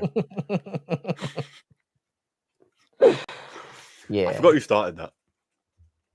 No Chill. It's That fucking No was Chill MMA who started that shit. no. I don't think it was No Chill. I think it was Docs. You know. You I reckon? think it was Docs who started it. It was one of the two of them, or Cheddar. No, it I'm wasn't thinking Cheddar. because I think Cheddar was around during that time as well. No, it wasn't Cheddar. It definitely wasn't Lane, Cheddar. we're just chatting breeze right now. How's everyone doing? They're Frank, chatting you about should go to they're chatting about Salvia. training at a gym is something that I might consider doing, but I figured like because when No Chill talked about doing stuff like doing where he did like a video where he got leg kicked that never came out, where he gaslighted all of us and said he's gonna get leg kicked by a friend of his and was gonna release the video of it and then never did. I was thinking of doing something similar. What, I just leg kick you, yeah? But we'll just go into a Muay Thai gym and just seeing if I can hack it in Thailand.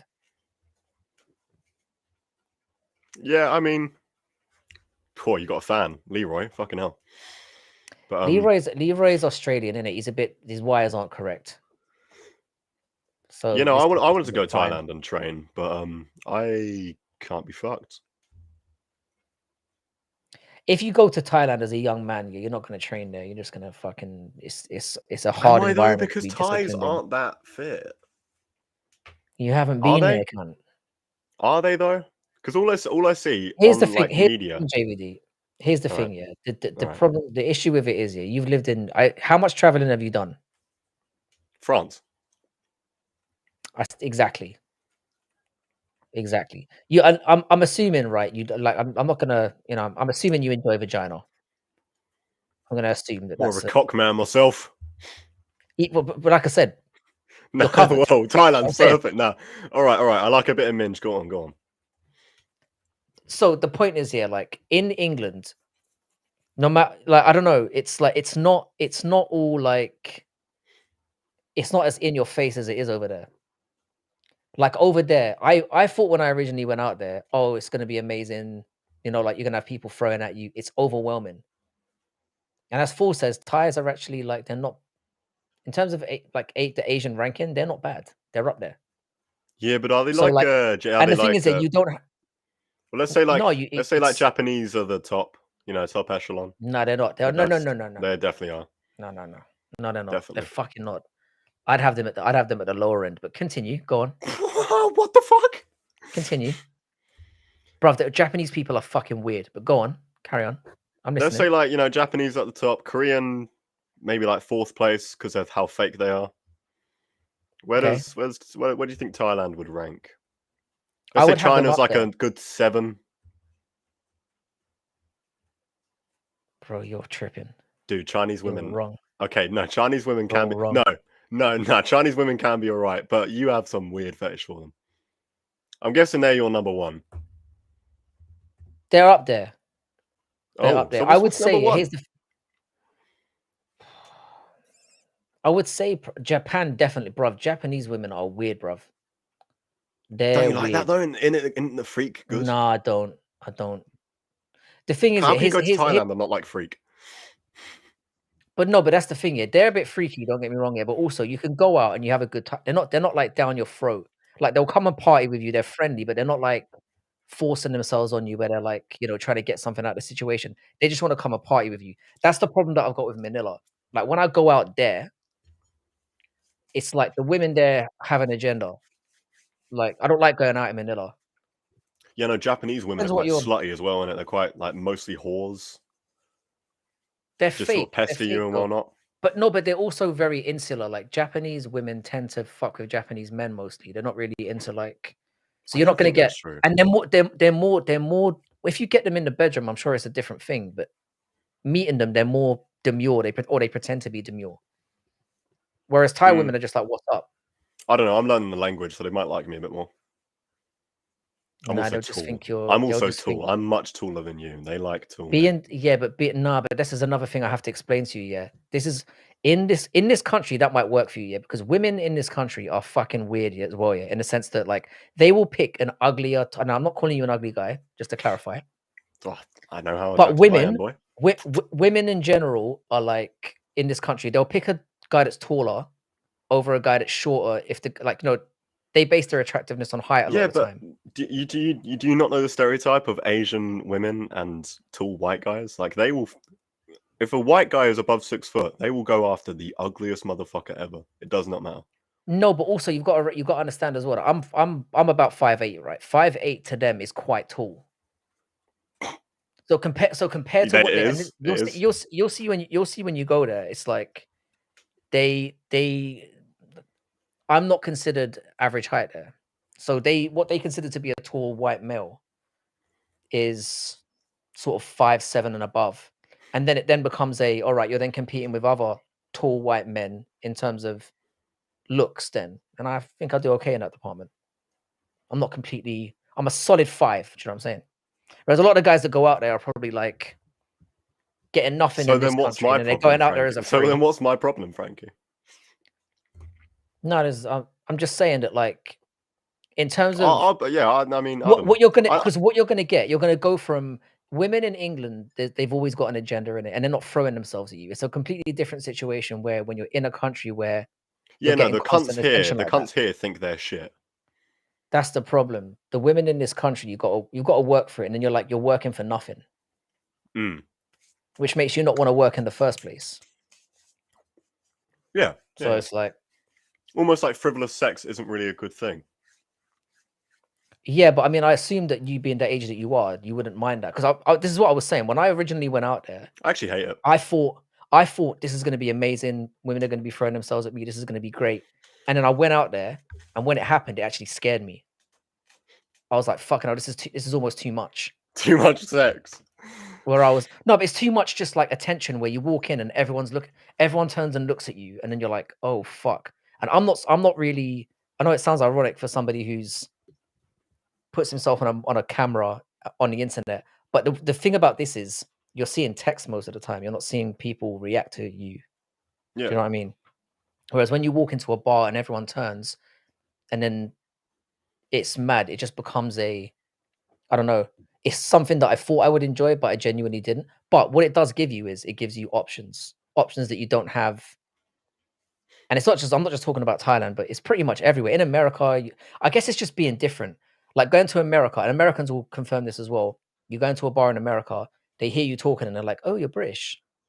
And suddenly it's being different. Do you know what I'm saying? Yeah, and if a Yank comes and here, it feels exactly the same thing. Like that's why Americans, when they come over, they do a lot better with English women than we do.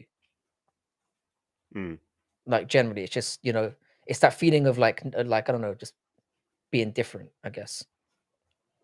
But yeah, that's what I'm saying. When you go out there, it's gonna blow your mind because it's everyone's friendly, and that's why I would recommend Thailand over Manila. Because in Manila, it always feels like there's an agenda, whereas with Thailand, it just feels like they just want to have a good time.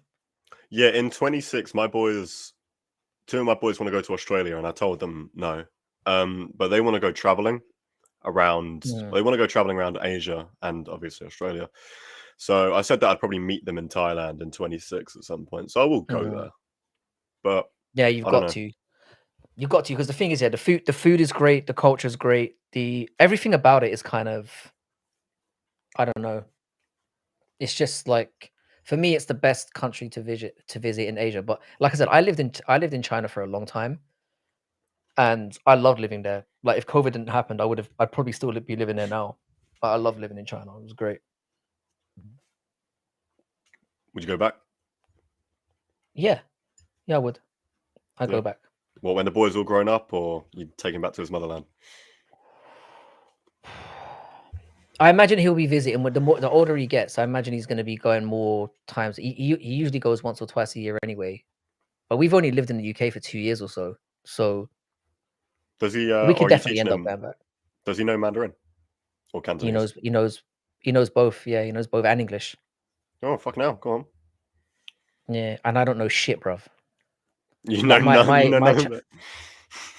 nah. The thing is, it's weird. Yeah, when it gets spoken to him, I can understand bits of it, but it's like, bro, Hans. I was saying this as well. Yeah, I came to London. I left China just before the pandemic started, and I was really sick when I came over here, like really really sick, for 3 weeks, and then the You whole pandemic thing fuck. kicked off. You did it. You little I'm shit. pretty sure I was patient zero, bro.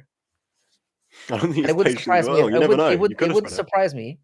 It wouldn't surprise me if the mother of my child, she could be rolling dodgy, injecting me in the ass when I'm sleeping and that. Let's go to London. You know, it wouldn't surprise me, bro. Let's go have She's dim soulless sum. like that. She don't sound like that, bro. She's fucking odd. What's that? What's that? The fuck? It wouldn't surprise me if I Hello. was patient zero. I'll put it that way. Yeah. Yeah. Fucking hell. But What did you go to? Did Hans you go to brings up a Wuhan? fair Did point. you? We don't live that far away from where Wuhan is. No. Oh shit. So it's like, it's like I don't know. I've noticed people in the chat are talking about their dicks now, which is perfect. We've reached an exact. And Sniff is a black guy. I don't. I'm telling you, man. What makes you think that Japanese are S tier in terms of Asia? I'm curious where this opinions come from, because They have really obviously white you're skin. formulate. Is that what you're into? It's their I guess it's a white preference skin thing. with their Asian features. It's like, yeah, for a non-white, you're pretty, yeah. Nah, I don't know, man. Koreans They're are very really nice, but they're just really fake. yeah. So it's like, how nice Yeah, are you when it's all Koreans. fake? Yeah, Koreans you can put into like 4 different categories because they all have like 4 different. It's plastic. It's that plastic surgery, innit? Yeah, they all there's 4 like major doctors or doctoring styles that they have, and so they all look very similar. And they're all very slim as well, which is, I guess, is kind of good. So I lived in China so just to answer Fool's question, I was in China for 7 years, and I was in Qatar for 2 years before that. 7 years you didn't pick up the language. Nah, bruv, I'm way too. I'm picking up Japanese. I'm not even there yet. I used to be really good with, but I'm starting to think here that there's something. I find it very hard to retain new information now. Yeah. The older I've got, it's become tough. I think it could be because I used to drink like a motherfucker. Like you don't remember, you might not remember this, but when I first used to come on stream, I used to be down in like liters of like whiskey in a 2.5 hour stream. So I think my brain Being a is bit genuinely hyperbolic there, I'm scrambled. sure, but No, it's on stream. damn, it's on stream. Like I would do that a couple of times a week. Yeah, no, I was like, so I it's think hard to learn. my It's memory. hard to learn a language past like the age of what is it, like 10 or something anyway. Like fully assimilating the language, never going to do that. I'm only picking it up because I want to speak my own post-fight speeches, pretty much. Yeah, just sort of. But I was curious about the Ryzen. I was curious about the Japanese thing because they're very round looking, and they're like, I don't know, man. I find them just weird. Their attitude towards sex and violence is very conflated as well. Like they're very sort of, they're just a very warped nation. In my opinion, they've got like very, I don't know. They are a fucked history. country. They're a very zogged country as well. People don't sort of. And also, everyone else in Asia hates them because they've gone on like graping sprees to different nations. Like China hates them for that reason. They've invaded other countries and then just like fucking done barbarous things. All so Asians they're very weird in the head. All Asians have done barbaric things though. Asians are fucked. It's more in recent history as well though. That's the troubling thing, isn't it? I mean, the Mongolians, fucking hell. Mongolians is another one. Cool. Yeah. So it's strange. I don't know. Conflated, yeah. Bring back the old. See, Lane learned 2 languages as an adult. I'm gonna learn a language as an adult. But no, but I genuinely think I genuinely think there's something wrong with my memory retention. Like I can't. Yeah, you've done a shit ton of drugs. It's probably gonna fuck your brain. Well, it's drinking mostly. That's the thing. I've never been a drug taker, but it's the drinking. It's alcohol's, drug. Give me 1 second. Yeah, can you hold the fort for 1 minute? I'm gonna be right back. Just keep up with the chat for a second, Joe. I'll be back in a second. Oh yeah, sure. Having more tech issues. Saw a Japanese woman eat a torn apart frog that was still moving. Fucking hell, Steph. Bring back old Frank. Innit? Bring back Drinking Frank. Fucking. Je me suppose.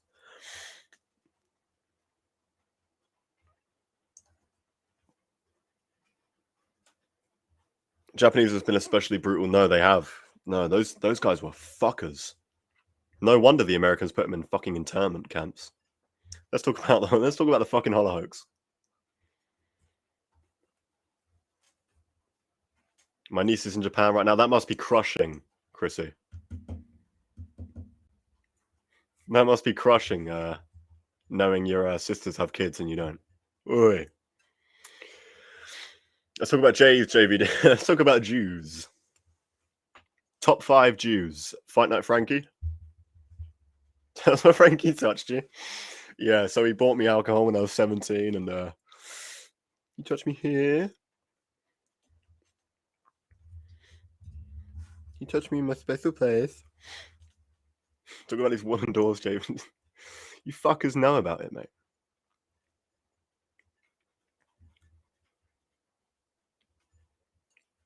Should I fucking brainwash his normie audience about the Jews? Ooh. Try not to impart your wrath on us, JVD. Everyone's faced the wrath of JVD. Everyone's faced JVD's wrath. I do nothing wrong. JVD from the top rope. Swinging.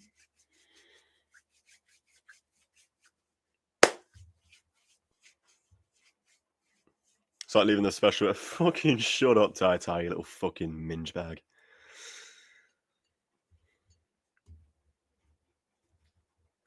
It's the last fucking time I leave you in charge, you cunt. I ain't said nothing.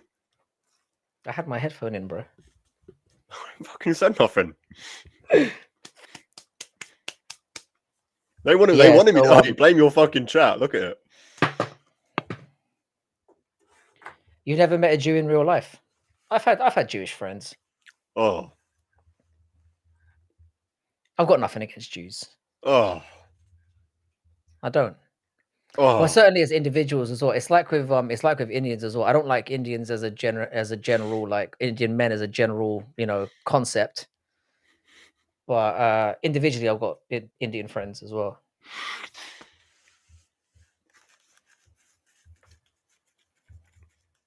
Yeah, I mean, I love everyone, bar like one group of people. Fucking don't. I do. No, I actually do. I love black people. Okay. Continue. I mean, now that you've let that out of the bag, you might as well. Why did you choose black people of all people? Why is that started? Because people just have this conception that I hate everyone. But I'm more of like a yay, you know what I mean? I love everyone bar one group of people. I just don't want to be around them. I know you have like very strong opinions about like immigration, for example. Yeah, it's I've got mulatto friends, I've got Asian friends, I've got wiggers, but I just don't want to be around them. You don't want to be around people in general, or like, what do you mean? I want to be around my own. Why is that? Because my own are my own people. You know what I mean? Yeah, but I mean, like, what do you consider to be your own people? Do you mean your own skin color, or people who grew up in your own? Anglos. I don't want to be around a bunch of Americans. Okay, so you're talking about like, I think that's where the confusion comes from. My own people, my own culture, my own skin color, all of it. I like my own. I'm English. Okay. I like England. Though I am probably going to immigrate to Japan. That's not the point. Shut up. I think you're confused. Bro. I'm not confused. It's just England's not exactly England anymore anyway, so it's like there's no point. No, it's not. It's not. But I mean, I don't know. I found myself to be a bit more geographically racist than like skin tone. I was talking about this on my last stream as well. Like I think I think it's natural to have cultural clashes between people where you don't get along for that reason. I think that makes more sense to me. Yeah. So like I think you go on. I mean, you have a culturally different wife though, right? it's had issues. Like there's been issues, big issues.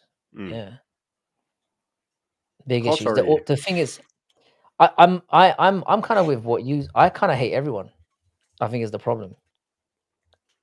Really? Like I think, yeah, I find people because I don't like my own people, but also like I don't. Also, when cultural issues come about, I tend to get very irked off by people that don't have an automatic understanding of how I feel about things as well. I can be very, I can lack sort of patience with it. Yeah, I do lack patience with people. I don't get how some people are just in the dark and just think everything sort of just works. People just think that things work and they are how they are and there's nothing going on behind the scenes when there's very obviously something wrong with the world. I mean, but there's something wrong at every level though, because I mean, Exactly. I think that we focus too much about what's going on from what we can see and hear. When I think there's a lot more. Well, The very fact that this we're is what here I is talk about, bizarre. right? Do you know what I mean? The very fact that we're here is bizarre. I feel like it's like what we talked about with simulation theory and stuff like that, and just like this being a TV show. I'm more concerned with stuff like that than I am with like the day-to-day goings on. I genuinely don't care about most stuff because like the day-to-day this is going gonna on, it's like it doesn't even matter, does it? no, it doesn't. It doesn't. It's like when people get really angry about stuff that doesn't. But this is gonna sound really selfish on my part, but because of the age that I'm at and the stuff that I've gone through, I mostly focus on things that affect me. And if they don't, I don't really care. I don't But really why put too doesn't much thought into it. everyone think like that? You know what I mean? Everyone should I think don't like know. that, man. I think everyone has a right to feel how they want to feel though about X, Y, and Z. It's just that I'm my belief has always been don't ram your fucking shit down other people's throat, is what I'm saying. It's like when someone's a vegan and then they fucking go on about that shit, how being non-vegan is evil or whatever. It's like, you do you in it. I'm gonna do me. Shut the fuck up in it. That's how I've been about everything. Yeah, So it's like, vegans are a special case. We were talking about like Mauricio not too long ago, right? And how he kicked out like a bunch of meat eaters out of his concert. mhm. And while that's gay, I can respect it. You know what I mean? I respect being firm in your beliefs and being that strong in your beliefs. You'll take money cuts and whatnot. Yeah, You I you guess would there's you something would to be you would said for rather that. lose 90% of your fan base just to be strong in your opinions, which Mauricio always has been, like with his opinions on foreigners. I respect authenticity. Yeah, I can understand that, and I think the veganism one is a weird is a weird one because like it's a for them I suppose it's a murder issue, isn't it? So it's like I can understand why there's such a strength about it. To address some Cheddarhead's point, Neon purple vaginas. I don't think this is a general thing though. Is it? I haven't I don't ever been recall with a black that. girl. I don't even know. Haven't you? Not your type. Didn't you just say They you are love? no Didn't black you girls just are say you like love black people? Go ahead. black girls love me. If the women who have approached me, they've always been black. Interesting. But I've just So always said no. why haven't you done anything about it? I've always said no. I used to be quite a Christian. So I always just wanted to date to marry, really. So obviously Oh, not. And then by when the did time that I last? grew up, and then by the time I grew out of it, I was a massive racist. And then now I think it's like if she's pretty enough, sure, why not? I hear you. I'm still not a huge fan of pointless sex, though. I'm just not. It's all pointless, mate. Sorry to break it to you. It's all I bullshit. like the passion. Call me a woman, but I like the passion. No, I mean, there like not to get all soppy or anything, but there is something to be said for like, having obviously just having sex for the sake of it is not the one. Like, because it's awkward, it's weird. You'd obviously rather have even if it's just for an evening where you're talking to somebody and you get to know them and there's a bit of a spark there. That's always going to be a much better thing to do than just meeting up with somebody and then suddenly you're banging the life out of them. It's not the same. You don't get something out of that. But I think a connection can be made pretty quickly if you're in the right Yeah, don't get me circumstances and wrong. the right Even just like fucking on a first date, like that's I could get behind that. That's fine. Yeah, I mean, you're very rarely gonna unless you're dealing with like hookers all the time, where you're like, here's my money, and then you just like, But this is what I that's a mean, like different about the thing. Thailand thing. It's like, No, because what usually happens is you're out, you're drinking, people come over, then it becomes an evening where you're all talking and you're all this and that, and then you might not necessarily do anything that night, but you're making connections, you're making like, do you know what I mean? And then more all right. people come. Yeah, fair It's enough. that kind of thing. But the point is that like they are. What I like about the culture is, unlike in England, and I don't know if people in England can verify this because maybe it's just in my experience. When I go out with my friends, it's fine because obviously you've got a group of people that you're already spending time with. But it's very hard in this country to go out by yourself and not be seen as some kind of weirdo. People don't come up to you in this country and just start randomly talking to you. Yeah, I don't go by out yourself. by myself. I think my boys want to go out tomorrow. I might do that, but yeah, I'd never go. Like to if you're going out with boys, you can. Where if you're with a group of lads and there's a group of girls out, you might come over and things naturally. But you can go out in Asia, and things will just naturally. People come up to you and be like, "Oh, you're right. What you doing here?" And you know, things just start off. Do you want to come and hang with us? And then you don't see that happen in this country, which is a shame. Again, I It do feels think more that's partially standoffish. just because of how it's us. It's our people, it's our country, you know what I mean? And we're not different. To the point that you was Could be making that. earlier. It could be that. Where I think if a yank just went to chemistry, do you know chemistry? You ever been there? No. Hustle? No. Cameo? You don't know any of the top clubs in Kent? Come on. What the fuck? That? Let's just say a yank went to chemistry, No. right? Just by himself. I reckon, yeah, just by talking, because he's different and his accent's different, he's probably going to get... Possibly. Well, he's probably going to be able to meet people, right? Possibly, yeah. I think it's just the different thing. And in Asia, obviously we're different. Yeah. But that's what I'm saying. If that's the case, then why not just go abroad and experience that? And like I said, it's very... You have the option then to just be like, "No, I'm not interested." Whereas if you're in England and you kind of feel like interacting with people, again, like women in this country are weird, and that sometimes you just want to have a conversation and get involved with stuff. And I've seen in the past, certainly with friends of mine, women can be quite hostile where they're like, "Why are you talking to me?" Like, you know, that kind of thing. And the hostility can start immediately. You're at a fucking club, you silly cunt. Like, yeah. Yes, that's the thing about this country that pisses me off. It's like, does that actually happen? They go out tarted up to the nines, and then they're shocked when people talk to them or try to make a move. You know, I didn't even think that happens. I thought that was like it happens all the time. You're going to a club, but you're fucking all chaffed up. Yeah. And then you're having this mental. It's bizarre. It's like they used to make, if this was 10 years ago, that's what all those, you get those videos that are about when you go to a gym. There's those videos. What happens when you're in a gym and women behave in a certain way, like they think you're watching them. It would be like that, but in an environment where you're obviously supposed to talk and socialize, and you're purely there for that. And then people are acting like surprised when you're being friendly. You're just like, and again, you might not even have the intention to. You might even be physically attracted to that person. You might just be being friendly, and then you get these fucking... And it's like I mean, you've been to London enough times. Like, it's like being on the tube. You know how everyone's very hostile to each other, almost like there's like a tension in the air where you can't say good morning or say hi to somebody without there being some kind of... They think you're a weirdo. That's what I like about being abroad. Like the culture in this country is definitely different in terms of how people behave towards each other. There's almost... That's what happens. I mean, that's what happens when you import them.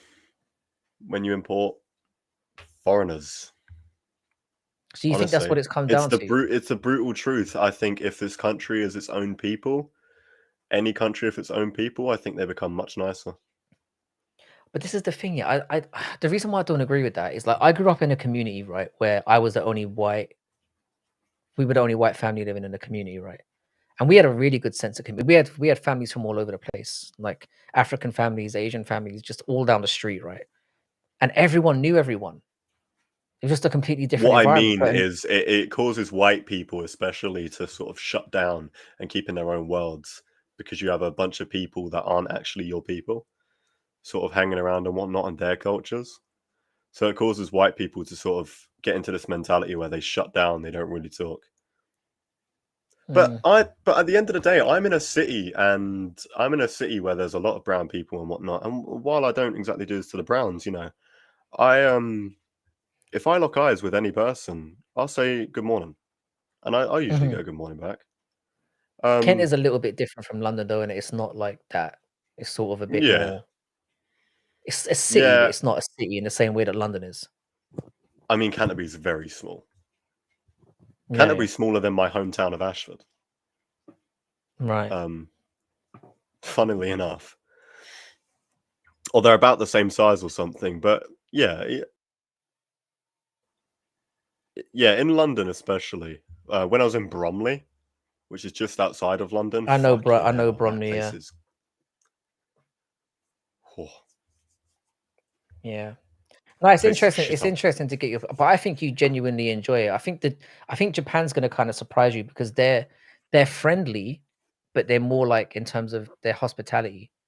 How's it going, Captain of the Future? If you're there, they're very similar to how British people are, and that they're more standoffish for Asians. I would say they're more hostile towards foreigners as well in terms of they're friendly, but there's a limit to.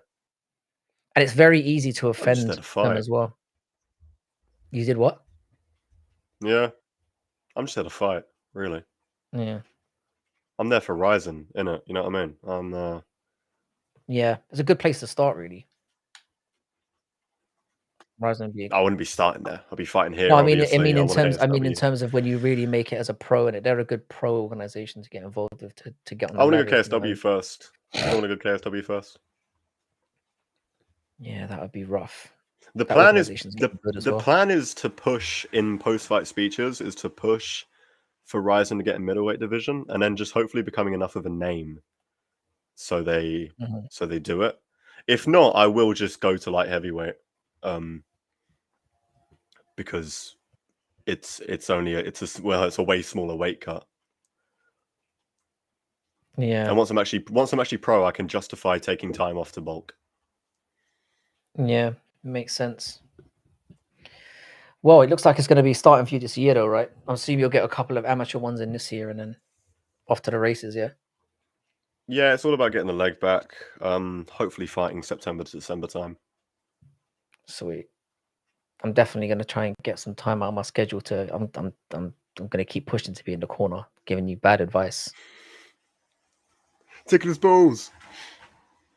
Just fight harder, bro. You want to win or do you want to lose? That kind of shit. Oh, it'd be like Leon Evans' coach. Be like Leon Evans' coach, just scream in my face. Yeah, just spaz out. I'll tell you, just shut the fuck up. We start fighting in the corner, like scrapping in the corner. In between your eyes, that'll go viral. That'd be good. Musical wants to come and watch. Yeah, you should bring the whole gang along, mate. I don't know if it'll make you more nervous. Who's the whole gang? What, get Bodak and Brutally?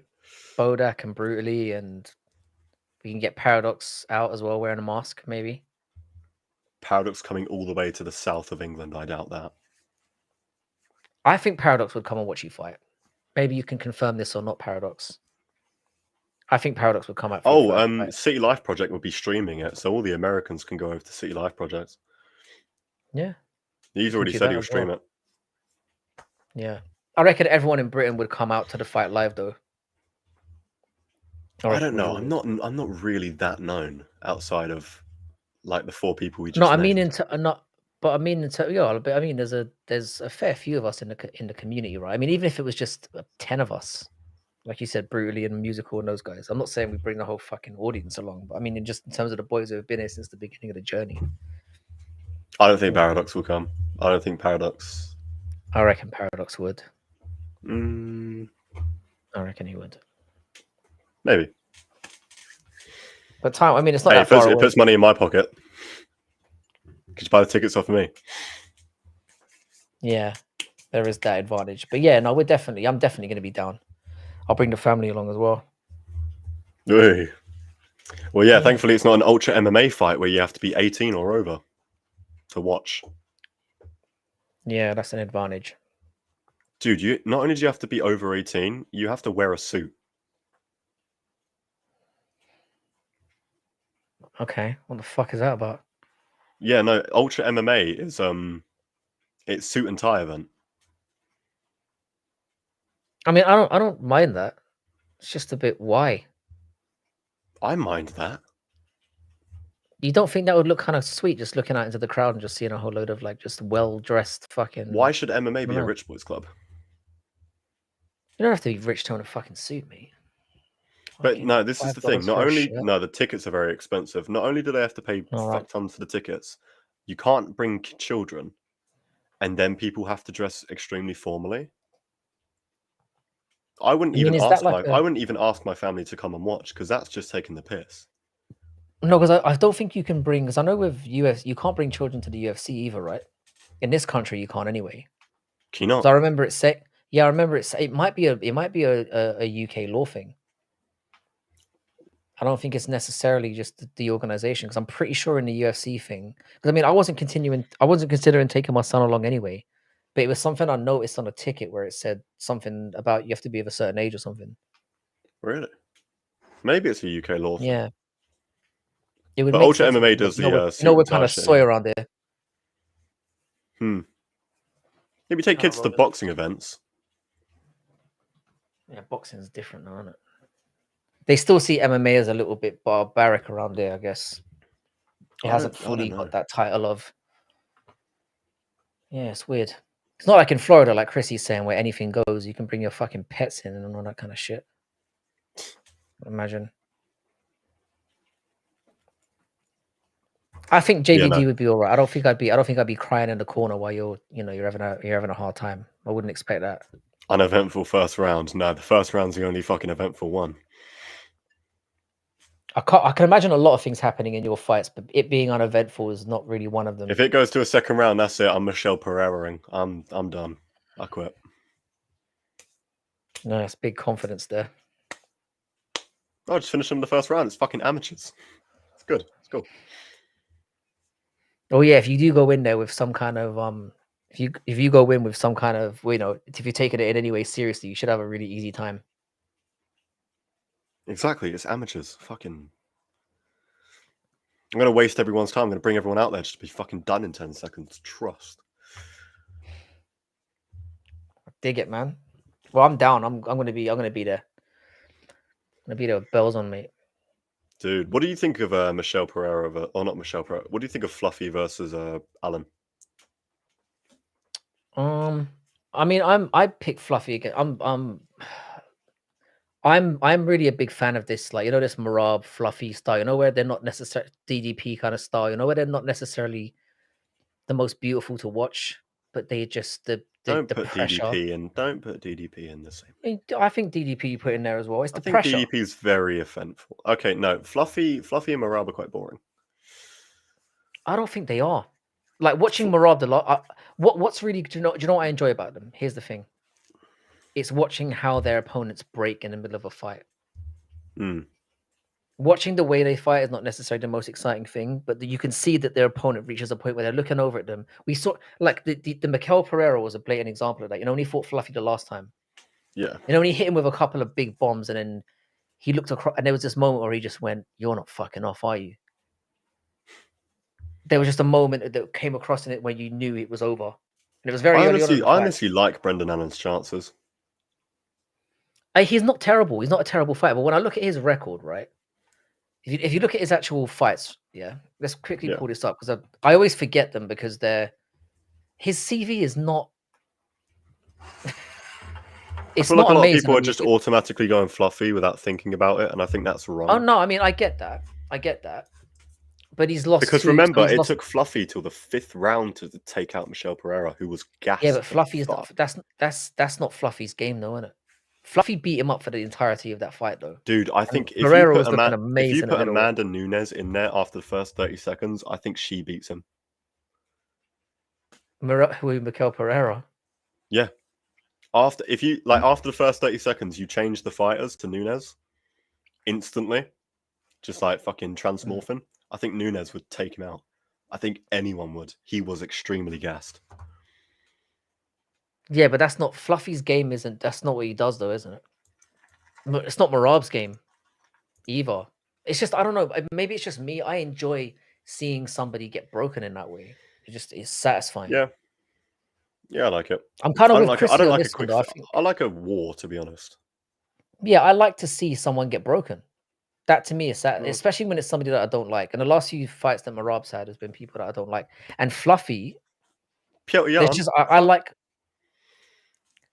Here's the funny thing about the Piotr Jan He's a one. Chinese Going into that fight, I wanted Piotr Jan to win that fight when it was announced. And then the way he was behaving during the break, pushing him in the face and being a bit of a cunt.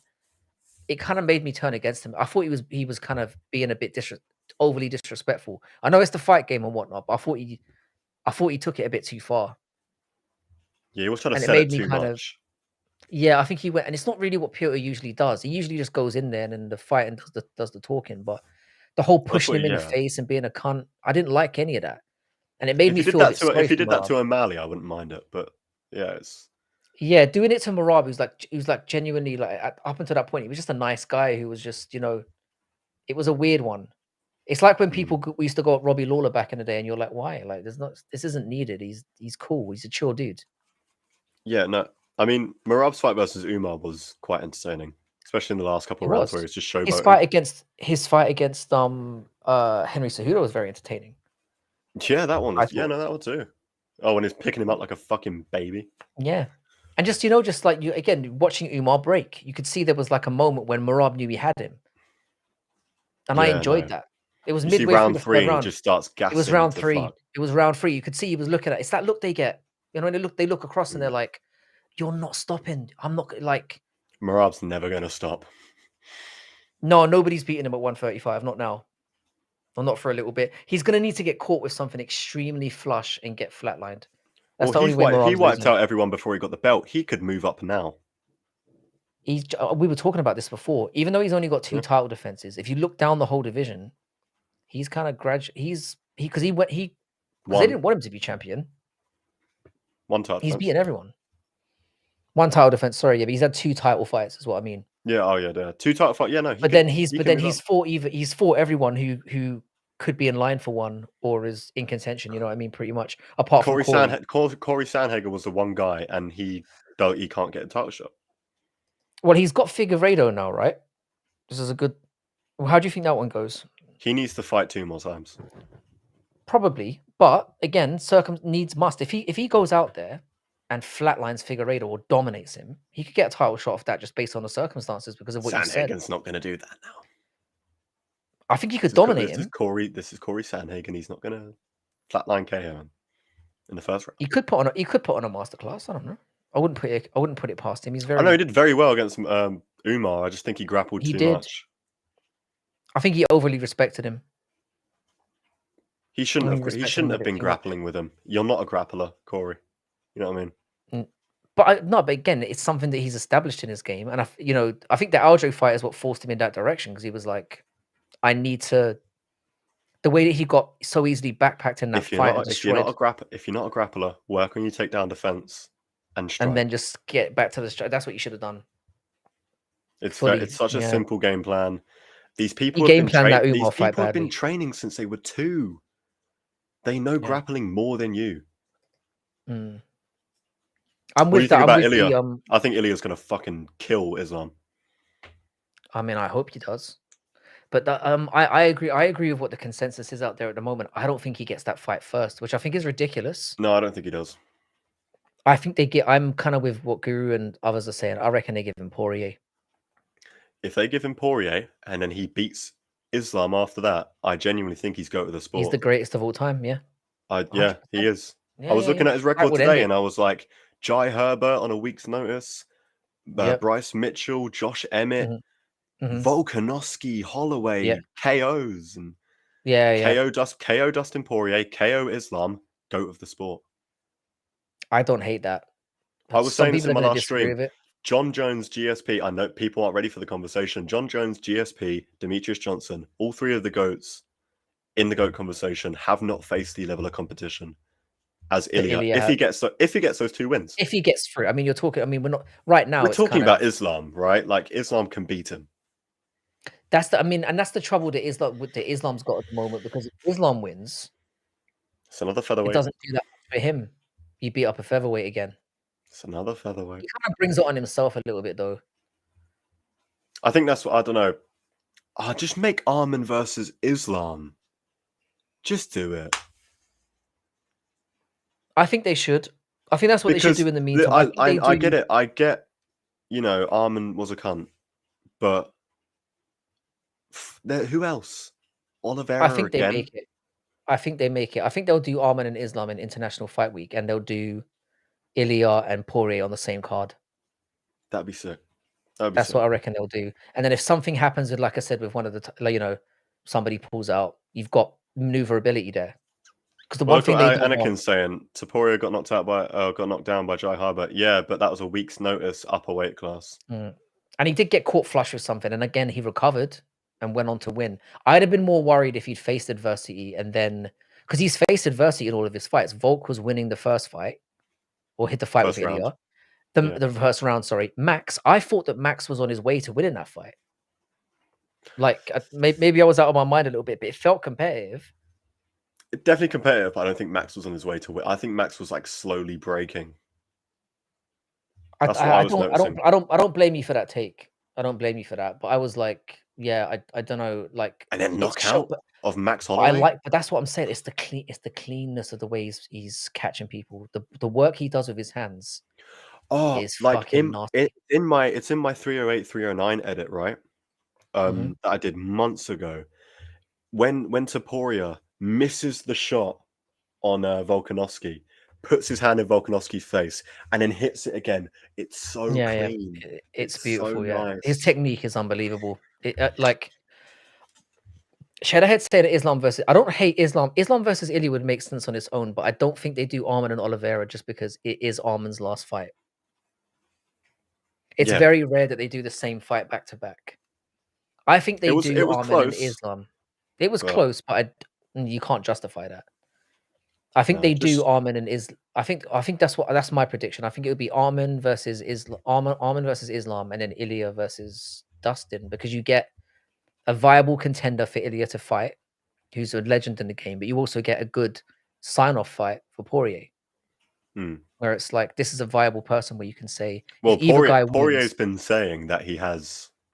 Poirier's been saying for about a week, maybe 2 weeks now, that he has like a fight that he knows about that he can't tell.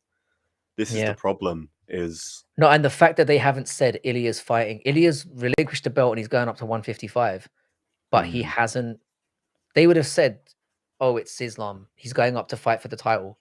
I reckon it could be Poirier. I really think that's the one that I'm leaning more heavily towards. But also, they did have They had a massive information dump. Obviously, what my newest video. That's the thing. Right? So maybe they're waiting to be like, "Oh, we'll give it a couple of weeks and then we'll drop another one." And then it's Ilia versus Islam. Because Ilia is kind of deserving, because he is a champion who vacated and the people that he's beat, and the way it's not just the people that he's beat. I mean, people are going on like Volk wasn't him. Volk was, in my opinion, there was a point where before he fought Islam the first time, I'm thinking a couple fights, this guy's the GOAT. And then there's like the whole situation with obviously losing that twice, and then Max is still Max. Max loses fights, but to do what he did to him, I'm with you on that. I think after what Max did to Gaethje as well, it's not like Max was on his way out. No, but that's it. People in this game, or fans of this sport, they forget very, very quickly. It's what have you done for me lately? Dominated Gaethje. I think he won every round, right? Till the knockout. Yeah. And was on his way to win the fifth before the. Yeah. KO. He's the one we're looking at right now who's like, again, there are certain people who could get into that conversation. Alex Pereira is obviously one of them as well, because if Alex Pereira somehow manages to get a third belt, he's not beating Tom. No, but they might arrange it where he gets fucking. You might get John Jones. I've been hearing Tom versus Cyril Gane for the lineal belt. It's horrible. Gane doesn't deserve it. No, sorry, bro. Could you carry on chatting for a minute? My son's just woken up. I want to stay on, so damn. keep chatting about this. I'll be 2 minutes. Yeah, go on. Keep catch up with the chat for a minute. I'll be back. Yeah, I will. Yeah, what's Chapman saying? Fucking. Yeah, no, this is the thing.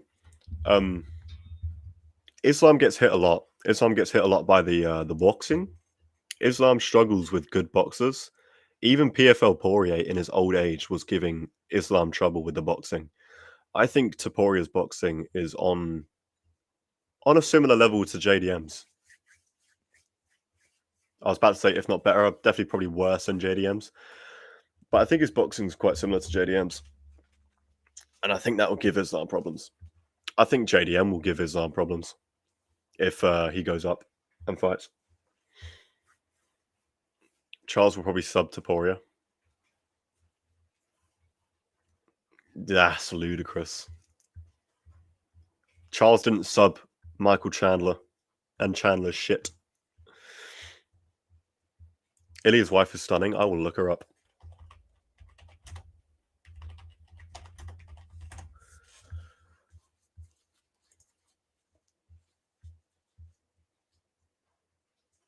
Holy she looks like a fucking Jenner.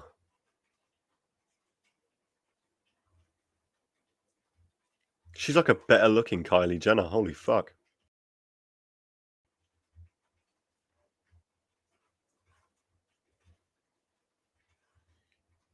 Holy shit. Alright.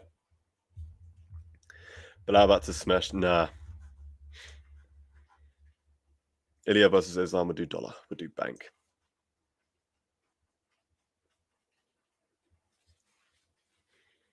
The Daggies need to stop hiding their bitches.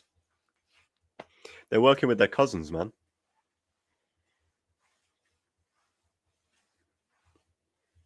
Charles will look huge next to Ilia. It's kind of mad they used to be in the same division.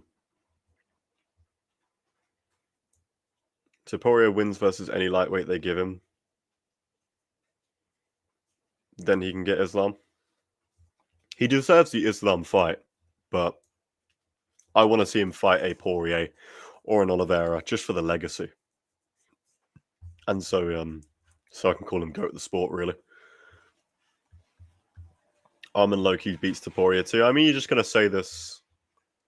Anakin, you've got a massive Dagestani bias.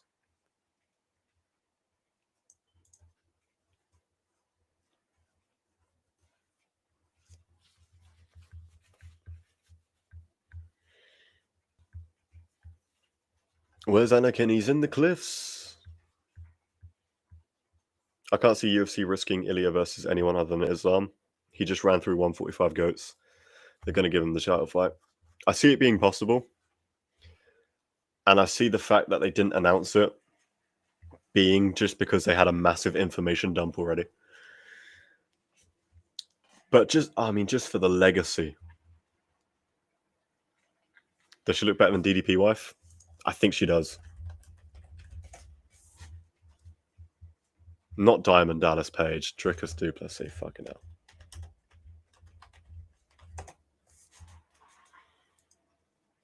Yeah, Superior's wife is unbelievable. I think Superior is better than DDP has a fit wife. DDP's wife is hot as well, to be fair. I noticed that not a lot of people were talking about that. Like, Ilias is better. Pretty hot. Ilias is better, yeah. I was going to ask you as well, while you're on the subject. I assuming you think that JDM's going to have a pretty easy time with Belal, then, yeah. How do you feel about that? I think he's going to have a big JDM fan. I think they both have the tools to beat each other, but I don't think either has their number. I'm picking JDM. Mm-hmm. I think his boxing's good enough. I think his takedown defense is good enough. I think the fact that he knocked out a guy that Khamzat couldn't with one fucking arm is one of the most impressive things in the sport. Yeah. Yeah. Albeit a little bit more slightly aged version. By what, like a year? But he was already old. Do you know what I mean? He was already kind of on the way out. So I get what you're saying, though. It was an impressive win. Kind of Yeah. fucked. I just don't I know thought he because was. obviously you've got the injuries of JDM. Hopefully he's made a full recovery and he's 100. I assume that's why he's taken so much time off. I worry about this fight though. I have a feeling that Belal's gonna beat him. Islam don't want to I'm fight very worried another about it. 145er right away. Ilia vacated the belt. Has to prove himself in lightweight. I'm fine with Ilia fighting Dustin Poirier for the legacy. I don't hate it. I think they're wasting it a little bit because again, it's another fight that Poirier. The issue that I have with Poirier is I feel like he gets given. I know he's a legend of the sport and whatnot. I feel like he keeps getting given these opportunities too often. You know, he's had too many title fights. He's had too many. I feel like I'd rather see him in a guaranteed banger where they both go out kind of situation because the trouble that I have, I respect Poirier a lot. Who do you do for Poirier? I thought you hate Poirier. I hate him as a personality, but not as a fighter. Oh, I was gonna say I always remember you had a massive hate boner for him. No, it's just because I think he's a simp. But anyway, continue. I think he's an arsehole. Yeah, Poirier. What do you do for Poirier? You know what I mean? In terms of legacy, like do for him a final. Gaethje 3. Oh, they've just fought, man. Close one though, and again they've both got big wins over each other. How's it going, Andy B? I think it's a guaranteed. The reason I like it, they're both on the way out. It's a guaranteed banger. If Poirier beats Topuria, you've killed Topuria. If Topuria beats, oh no, but no. If Poirier beats Topuria, fuck it. Fuck him. He was never good Fuck enough. him. If he's lost to Poirier, old man PFL Poirier, yeah, fuck him. Yeah, I just feel like there's too much risk involved. And again, like if Topuria beats him, the narrative will then be, well, it's PFL Poirier. You know, and that's what I think. Juliano's hit the nail on the head, though. I think if Gaethje loses the hooker, you could do the hooker fight again to sign that off. You could do a fight with Poirier and him, the winner of the fight or loser, or even loser of that fight. And then I mean, does Hooker really deserve that if he beats Gaethje? Don't know. I feel like he deserves a bit more. I mean, if he loses. Oh, if he loses against Gaethje? You could do Poirier versus the loser of either of them. Or against the winner. I mean, it wouldn't matter that much. I think the Gaethje one makes more sense because they're 1-1. And they're both towards the end. There's no risk involved. You're guaranteed to get a banger of a fight. And you're not hurting the rankings, really, or hurting anybody's, you know. Whereas Topuria, I just think it's a very risky fight to get in there with as your first fight at 155. Yeah. And at least if you go in there and he fights Islam, at least you get the fanfare behind that. You get the, oh, well, it's two guys in their prime. I just want Topuria. I would love Topuria to fight Oliveira because if he fights Oliveira, he beats Oliveira, then he beats Islam. I mean, come on, that's just even more undeniably. I wouldn't mind the Oliveira one because Oliveira's still about. And Oliveira's good. And Oliveira's really good. Yeah. Yeah, well, Poirier's, Poirier. Yeah. I want to see I want to see Colby versus MVP for the press conference, honestly. 22 counts. I guess why not? I think MVP should stay at middleweight, man. I don't know what he's doing. 22 he just beat a ranked person. Shower's shit. Yeah, the dad thing would be bad, wouldn't it? Oh, Colby. The dad stuff would be bad. Colby would go in. Imagine if he doesn't. Reason they won't do it. I think for that reason they won't do it. Nah. I get the sense the UFC likes MVP, and the last thing they want to do is have somebody bringing up his noncy dad. It's not 22. Great. No, I don't think MVP does good at middleweight. I just think Shower was terrible. I've always thought that. Yeah, I've agreed with that. I thought that was such an easy pick. I watched Tricoli outbox him. Yeah, and Tricoli and take him down. Tricoli. Yeah, I watched Mikhail Alexeychuk do good against him. Arman Petrosian, it was okay. The cool KO. Yeah, this is what I agree. This is what I was saying with Cheddar. Poirier shouldn't be fighting guys. I think you could. Because again, he's a risky. I'm not taking anything away. I don't like him as a person. I think he's a simpy little cunt. But he's a good fighter. And again, if he's just dragging somebody down while he walks out, what's the point? Just so he can have a little bit of extra legacy. Poirier's legacy, for whatever it stands, is what it is, isn't it? He's never going to be a champion, but he's going to be remembered in the sport as being one of the, one of the best guys to do it. Gudiana's reposting his comment about Ilia getting beaten by. I mean, this guy thought MVP was going to lose to Shara. He thought Imavov was going to lose to Adesanya. He thought Strickland was going to win the rematch. I don't trust this. Yeah, no, I remember him making those picks, but also as well, like it's like they weren't ridiculous picks. Do you know what I mean? Shara was ridiculous. That was of the three that you mentioned. That was probably the one. Test. That was one of the ones where I was like, I felt like the MVP, because the MVP style was tailor made for Shara, especially with the one eye not being where it's. Is his eye actually fucked, or is it like just colored? Partially blind.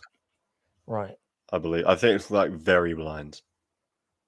But either way, I mean, but hazy.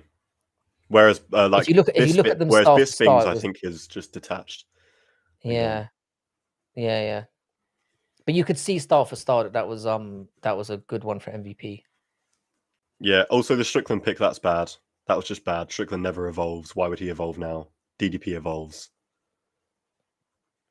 And DDP had beat Adesanya, and we have just seen him evolve against Adesanya. Yeah. Again, though, I mean, people have their reasons for. I don't think it was like crazy. How you doing, Hustle Bones? Oh, it's not crazy. The thing is, Imavov versus Adesanya, I was on the fence about, but I'll tell you why it wasn't crazy. Yeah, the reason why the Sean Strickland one and DDP one, I can kind of understand. I thought DDP was going to finish him, but the reason why it's not that crazy to me is because a lot of people who watched that first fight thought Strickland won. So their view was that it's just going to be more of the same, except this time the situation will swing in his favor. But what we often forget is that it's like you said, DDP has leveled up. I think that fight was fun. People were calling that fight. People were calling Strickland DDP 2 boring. I thought that fight was very fun. I'll be honest, I didn't enjoy it. I mean, unlike most, I thought it was very one-sided. I woke up in the morning. I still think it was fun. I woke up in the morning, chucked it on. Mm-hmm. I didn't stay up till fucking God knows. And then watching the main event, I'd probably hate it then. Mm-hmm. But I thought the Nakamura thing was all. Yeah, the Nakamura Shara's bad, but he fought that fight stupidly. There was no better Shara could have fought that fight. Shara's a striker. People need to stop being racist. Like, he's from Dagestan, but he's not a grappler. No, he is a striker. If you want to donate to my boy Tom Grossi, he's doing a fundraiser for losing a parent or child. So here is the channel. We will check that out, Andy. Thank you for throwing that in there, man. Hang on a sec. Whenever I hear somebody involving a child, I'm always sympathetic. Hang on. Oh, yeah, he is. Let me just link that up. Oh, it's a charity stream. Yeah. Yeah. Let me just pin that. Hang on a second. So yeah. Well, there's certainly a lot to look forward to in the next. I think this weekend is great. The card's amazing. That boxing card is one of the best boxing cards we've ever seen as well, in terms of how stacked it is. So do you think Bivol's going to take it? I thought he took the first one. So I thought he took the first one. I think it would be more of the same, where half the audience says that he won, and the other half says that Beterbiev won, and we get the same situation. In my opinion, it's too close. And then Bivol versus Beterbiev 3 in 2 months. Well, you hope that it will be Bivol getting the win this time, though. And then I'd be happy to, because it was such a beautiful fight to watch. In terms of, I was tense for the entire fight between the two of them, because I had picked Bivol. I didn't have any money on it or anything, but it felt to me like Bivol was playing the perfect game plan in terms of getting in and out and tapping him. But there was always that threat of, nah, it's too, especially with because if you think fucking judging's bad in MMA, it's too fucking rigged. Boxing, Jesus Christ, it is awful. But it's good if you get on the side of the ring, and I guess, yeah, yeah, like when your parlay hits, but it's because you got a robbery, same shit. Yeah, it's more than likely going to happen in boxing than anywhere else, because there have been times where that's happened to me, where Like I've lost parlays. I'm on the losing end of it. It's like when Loma fought Haney. I thought that was a very clear win for Loma. And I don't think it was like a landslide between Bivol and Beterbiev. It was a very close fight, but I think in terms of the way you score a fight, I thought Bivol won it very clearly. That was so clearly. I thought he had it up by had him up by 2 or 3 rounds minimum. I thought he lost the last stage of the fight, but I thought he was in control of most of it. Why does Anakin just say some retarded fucking shit? What's he saying? Fluffy is so fucking shit and boring. I'm gonna have to disagree. I love Fluffy, man. I watched the Michel Pereira fight and he fucking let everyone down with that. Imavov is fucking boring. We saw him against Brendan Allen. Shit. No, I don't know. I like that style. I've come to appreciate it. Again, it's more just to do with the attrition. I respect and DDP versus Strickland again wasn't really a boring fight at all. I mean, it was a great striking match where DDP outstrikes a full striker. That's what was great about it. The thing that was enjoyable about the fight was that it was clearly a level up, a clear level upping from DDP. It was so much. It was very the head kicks, the punches, just everything against someone who only strikes. It was an incredible performance. It was a GOAT performance. It's the performance of a GOAT. Yeah, it was great. I mean, I think DDP gets a lot of shit for being unorthodox, but he's entertaining to watch. And he'll always be. If a fight goes to a decision, it's not automatically boring. You know what I mean? Oh no, definitely not. I mean, some of the most technical fights. I mean, like Anakin's logic here is quite flawed because Fluffy got a TKO in the 5th round against his heavily gassed Michel Pereira, while DDP had an incredibly dominant and fun performance against Strickland. I like wars, and I would have liked if Strickland was better, but Strickland isn't better. No, Strickland's very it's like what we said. Strickland, what you see is what you get with Strickland, but a lot of people find it very, very difficult to deal with that style. And based on the first fight, he's probably the only person who had given DDP that level of trouble up to that point. So I can understand why people might have felt like Strickland could get the job done in the second fight. I don't think it's ludicrous. I picked DDP. I picked DDP, but I wasn't shitting on people who were like, oh well, you picked Sean, because I'm like, it was a fucking close fight. And you remember what the reaction to it was like. And that's how MMA fans think often. They'll see a fight between two people and they it's very difficult to think about how fighters might have evolved or how different matchups might have, or how active somebody might have been that will alter the course of that fight. And, the one issue with Strickland that has always been there is he just doesn't evolve. He's very effective at what he does, but he is what he is. He's not going to change who he is. And it's either going to be really effective against somebody or complete dud. And this time, it was a dud, which is why you get the opportunity to fight Strickland twice. You figure him out, Yeah. But yeah, I think. What do you think of the Pimlet and Chandler fight? Well, that's how do you reckon that one goes? I think it's first of all, I love it. I love that they're not giving fucking Chandler another top 5 fucking super fight again. I'm pissed. I just kind of hate that DC and Chael are getting the tough. They're getting the tough season, aren't they? What do you? I'm done with. I don't even care about tough, man. I mean, DC and Chael are going to be coaching. DC and Chael, 2 retired fighters in different weight classes who aren't fighting, are doing tough. I mean, they had fucking your girl doing it last time, didn't they? Wasn't it Valentina and was McGregor? Yeah, but I don't want women doing it either. The reason I bring that up because I wouldn't have minded Pimlet versus Moicano as tough. Oh, that would have been amazing. But I feel like a promotion should promote their fighters. You know what I mean? No, I agree, but that was the problem with the Sarukin pulling out, because once Moicano lost the fight as easily as he did, again, you want to risk another star in Pimlet, it becomes less of a desirable. I think it would have been great for Tough is dead as a format anyway. I think Tough was great when you just had Chael going to bring back Tough. There is no bringing Tough back now because of what the UFC represents. The UFC's mainstream. Tough at its greatest was when UFC was counterculture, when you had a whole bunch of people who were part-time fighters essentially that were getting in there, and getting drunk off their heads, and it was about their Have you watched personalities Russian and not Tough? necessarily. I haven't.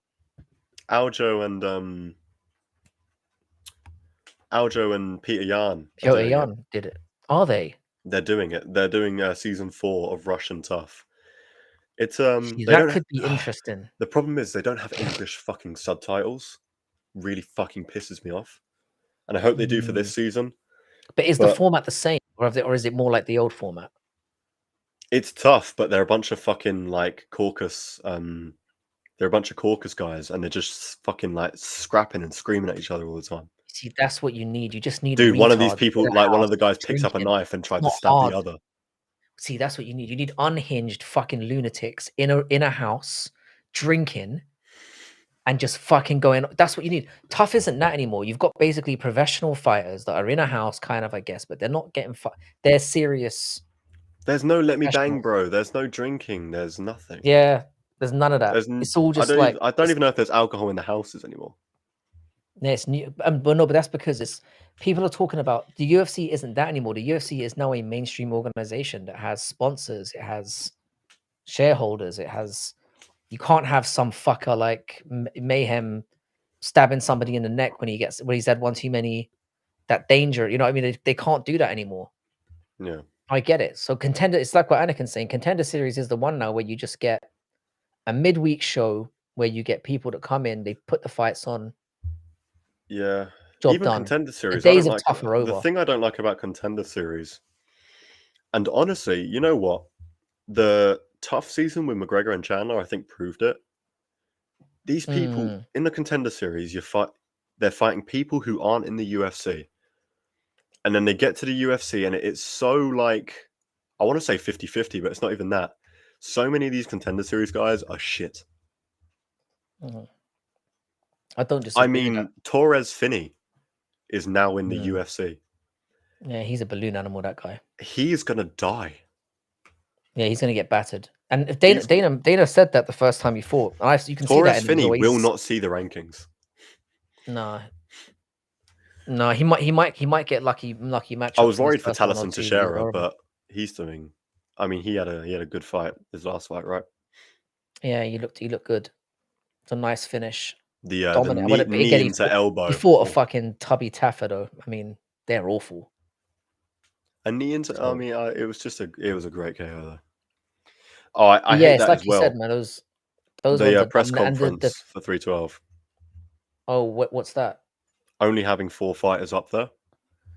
Again, it's they are minimalizing the risk. Now they're a big enough company. It's the same thing. They're risk averse now. All the things that made it exciting. How is it listen, if a fighter's on a main card, he should be on a. If a fighter's on the main card of a pay-per-view, he should be at a press conference. End of. Do you know what they should be doing? They should be having, like they have in other organizations where you have guest commentators come in that are fighting on the next card. Fighters, didn't UFC used to do that? Why have they stopped? It's all, but there's so many things they could do. The reason that, again, it's the risk adverse thing. They've already got us. All the hardcore fans they were going to get, they've got, yeah. Now they want the casual people coming in, the boxing audience that you get. Those guys that they might watch a card every couple of months, but they'll pay if they're behind. The UFC do promotion all wrong though. They're not even risk averse. They're just really bad. Like the TikTok shit that they do is really fucking bad. But this is the game they're playing now. It's all numbers. It's all like they've got it down to a fine art. They're not promoting the youth though, man. But I mean, I know they did a Gene Silver live stream, even though I don't think Gene Silver's even ranked, which is pretty based. But Gene Silver is massive, and now he gets like a full fight live stream. You know what I mean? Yeah. But Gene Silver is fucking huge. But then you have like some of these lower guys, and it's like, let's promote these people, man. Why is UFC fighter Mick Parkin, who is now ranked on a 4-fight win streak, 4-5 fight win streak, trains with Tom Aspinall? Why has Mick Parkin got like 2K subscribers? You know what I mean? Yeah. They suck at promotion. But then the UFC wants that, don't they? They don't want they want the UFC to be the star, not the fighters. They want the organization to be what draws people in, not the individual personalities anymore. Because again, true. I will never I think work for that's the the issue UFC. they've got now. I will never ever work for the UFC because of Ari Emanuel. Well, the thing is, though, I mean, the money is less of an issue now. It's more that again, it's that they are a machine now. They're just a machine that churns out this stuff, and it's a shame because the UFC isn't what it was. I think that's why I've become quite jaded by it as well. Like I don't feel the same excitement about it, and I felt it waning over the last year because it doesn't feel like ours anymore. It feels like the world's. You know, it feels like they're Yeah, trying to draw people in. but it It's a feels, shame. I don't know. Some of these cards were just so shit last year as well. Like everything post. I mean, remember that little dry spell, like 306, and then those fight night cards where everything was just bad. Yeah. You just have And spells like sometimes that, man. things just sometimes you can do all the planning in the world, but sometimes the fights just don't work out, and that's happened as well. Also, fuck the Where they UFC, just haven't man. Ari delivered. Emanuel is a sex trafficker. Yeah, I mean they're all. I mean Dana's gonna have a very similar Vince McMahon downfall one day. They're all gonna have it. They've all anyone who's at that I level. swear he got like done in for like fucking the ring girls or some shit. If you think Dana White's not tapping every piece of ass in that fucking promotion, you're out of your mind. That's what I know. That's Bro, why. he was definitely Who's that? dicking Who's the down a ring Polish course. girl?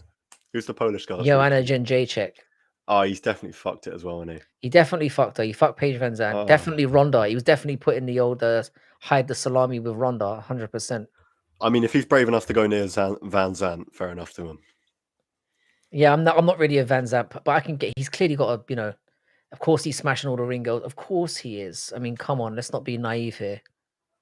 He's fucked every piece of ass that's worth it. He's probably just done it for the sake of it. Like he's probably bent Werner Jenner over a table just for the because I can. I don't think Do you know what anyone I'm saying? It's has. because I can. No, but it's not because it's because I'm the boss. Like if you want, if you want to, you know what I'm saying? Does Werner have a husband? Well, it's Gilbert Burns, isn't it?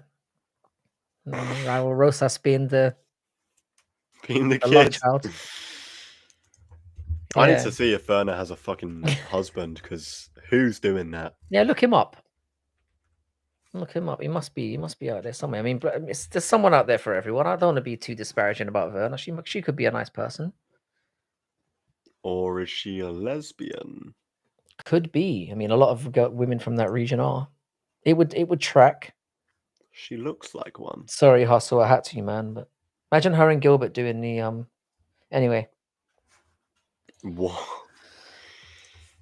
Poor Gilbert. Dana man. was the sperm donor for Amanda Nunes' baby. That's one that's been doing the rounds. That wouldn't surprise me. It wouldn't surprise me if he did the deposit himself as well. I'm telling you now, yeah, there's a lot of shady shit that's gonna come out about the UFC. Their time will come. I mean, Whenever they decide it's time Ari Emanuel is a sex trafficker. Well, they're all up to stuff. It's like until the but he is a people Jew have who done their owns the use. Endeavor Group, so it's like, yeah, it's obviously he is. I mean, I think you should. Have you not looked into it? He Ari Emanuel, owner of the UFC, sex trafficked for Epstein. Yeah, I haven't fully gone into that, but apparently, I did hear that he was on Epstein's list thing. He's somebody that's a name that's come up. He was given Epstein girls, even after knowing what Epstein was doing. Obviously, he already knew because he's a Jew, but let's give him the benefit of the doubt. But Sniff, this is where you're incorrect here, because what they tend to do with these people is like people get into positions of power by doing unscrupulous things, and it's like you're allowed to get into that position by allowing people to get dirt on you, and then eventually when their use for you has run out, that's when they release it.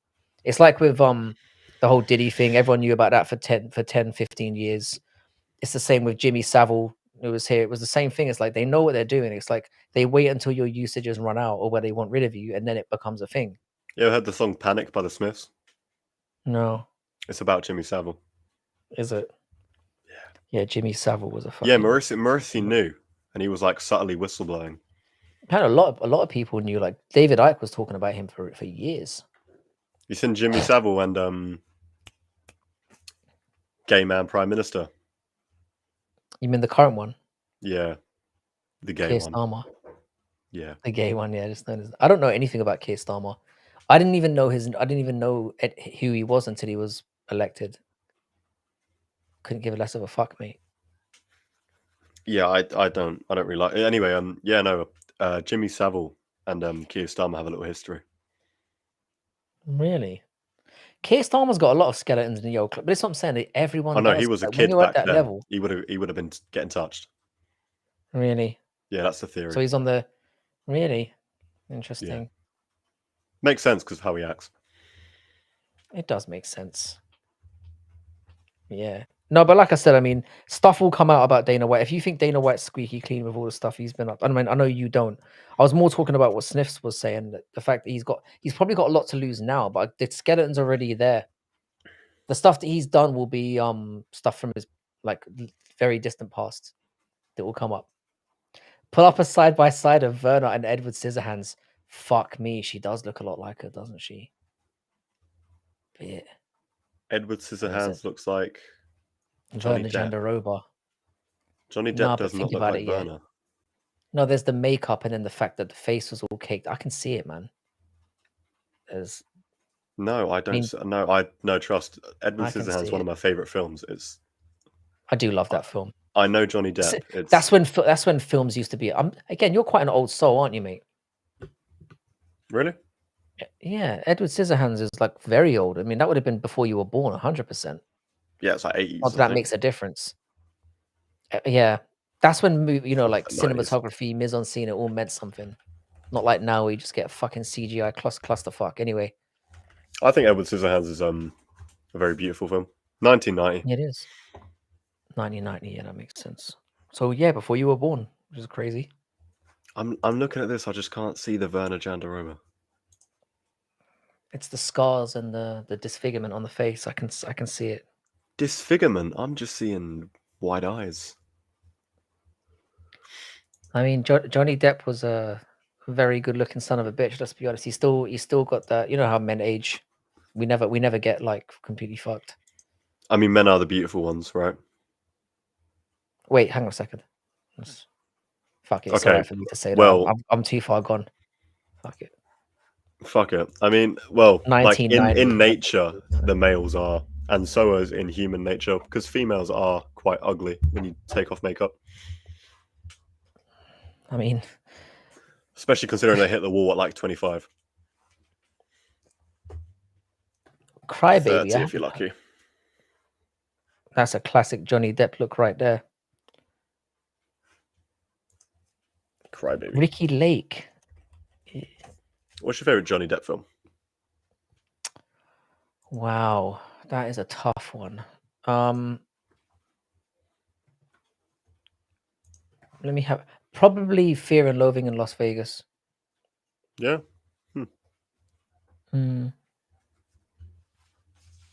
It's a weird. I just enjoy the weirdness of that movie. I'm trying to think of something else. He's not been in that many great movies. He's done loads of great roles, like, but he's not Blow, maybe. Blow. I like Blow just because it really. I mean, that was it's just the heartstrings thing, isn't it? I forgot that he was in. Oh, I forgot he was in Elm Street as well. Nightmare on Elm Street. Donnie Brasco, he's amazing in that as well. He has been in some great movies. I'm talking about my absolute asshole. Yeah. But he's had some very mid movies as well, where he's been like he's been decent, but the films themselves have not been great. Pirates of the Caribbean 5, for example. Pirates of the Caribbean was good though. Secret Window was alright. Is that the one where he's the fucking author? Or is that something else? I can't even remember. Secret Window. My favorite is Scissorhands. Scissorhands is a great movie. I mean, Tim Burton used to just be he still got it, I guess, but yeah. Secret Window, I remember being good. That's the one where he's the author. The author. Charlie and the Chocolate Factory was awful. His depiction of fucking Willy Wonka was just disgusting. He hung around Tim Burton too long. That's a good take. Disgusting. Yeah, Blow's a movie I'll probably watch every 2 years. It's one of those ones that you can just watch over and over. It's like I don't think it's I've like ever Big watched Trouble Blow. in Little China for me. Oh, you haven't seen Blow? dude, bro, you need to do that immediately. Blow's incredible. No, you like Mads Mikkelsen? Yes, I do. Have you ever watched his like more Dutch films? I haven't.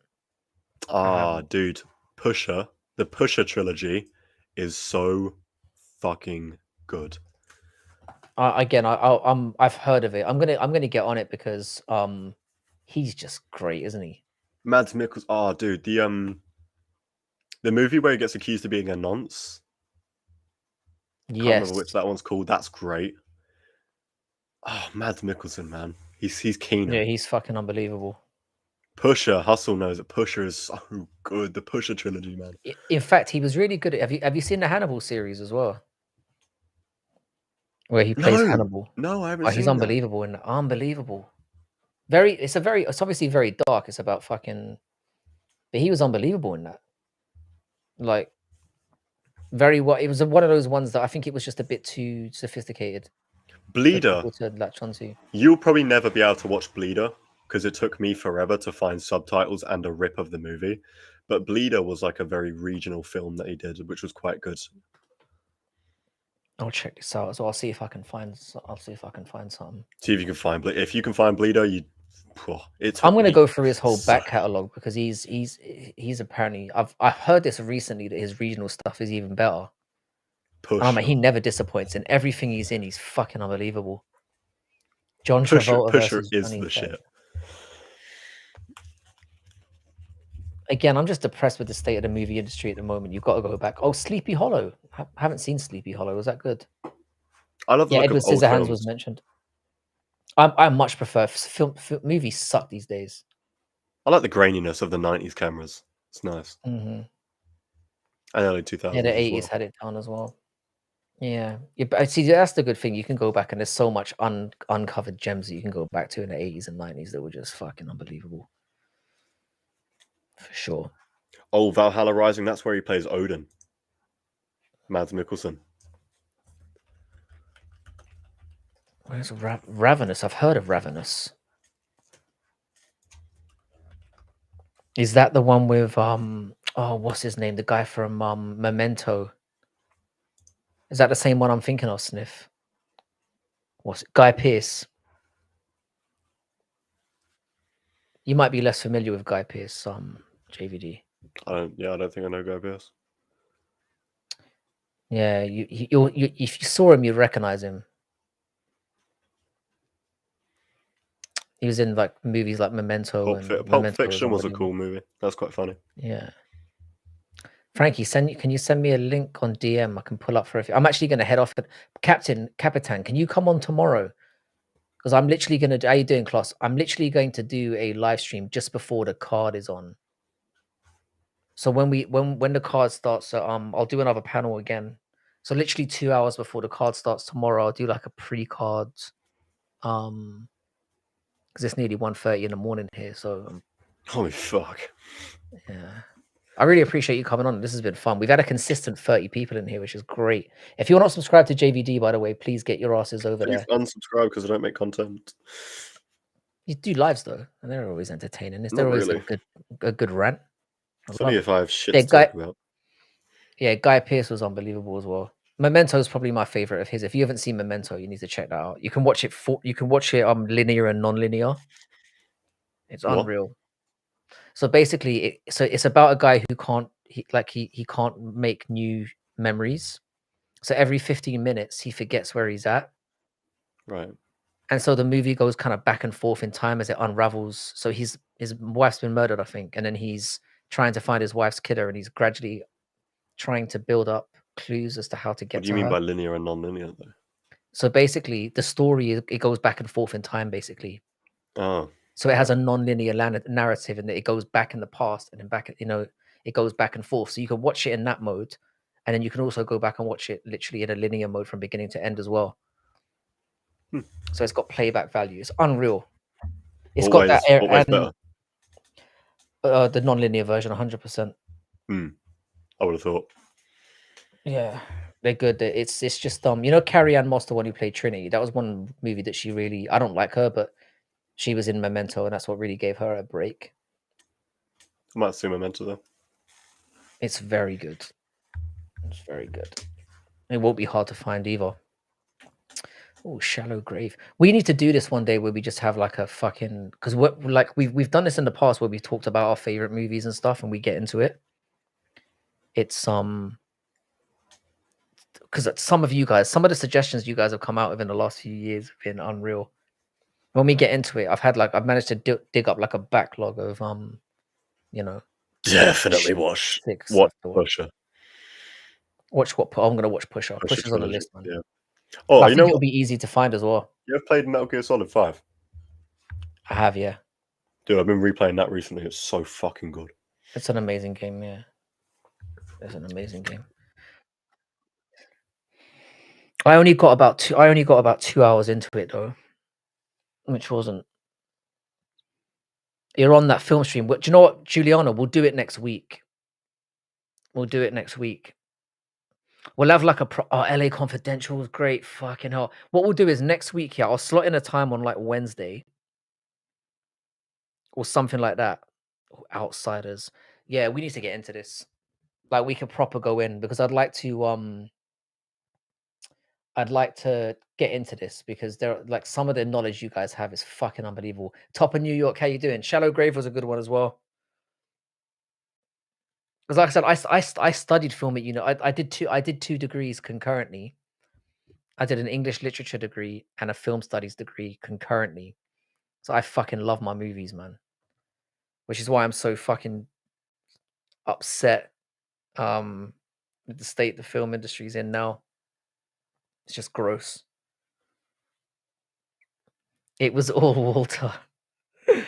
I'll be honest with you, yeah. Breaking Bad is amazing, yeah, but I don't think it's like as goated as something like I don't consider it the greatest TV show of all time. Like I'd have like The Wire is probably up there for me. The Wire is one that I would consider that to me is my favorite TV show of all time. I would say. King of New York. Oh, Bad Lieutenant was great as well. The original Bad Lieutenant. Juliana, you strike me as somebody who'd be very much into like, like independent movies. I reckon you'd have a lot of good suggestions as you've already just. Oh, Talangita Nights. Macho, you're such a fucking troll, bro. Yeah, the Wire for me is The Wire for me is the greatest TV show ever made. Even the seasons. I mean, a lot of people would argue that season 2 was pretty shit. Season 2 is better than most great TV shows' best seasons. Oh, Harvey Keitel's a fucking man as well. I fucking love Keitel. Avant-garde, yeah. They just don't make things the way that they used to. It's a shame. How you doing, DJ Aiden? Harvey Keitel is the fucking goat.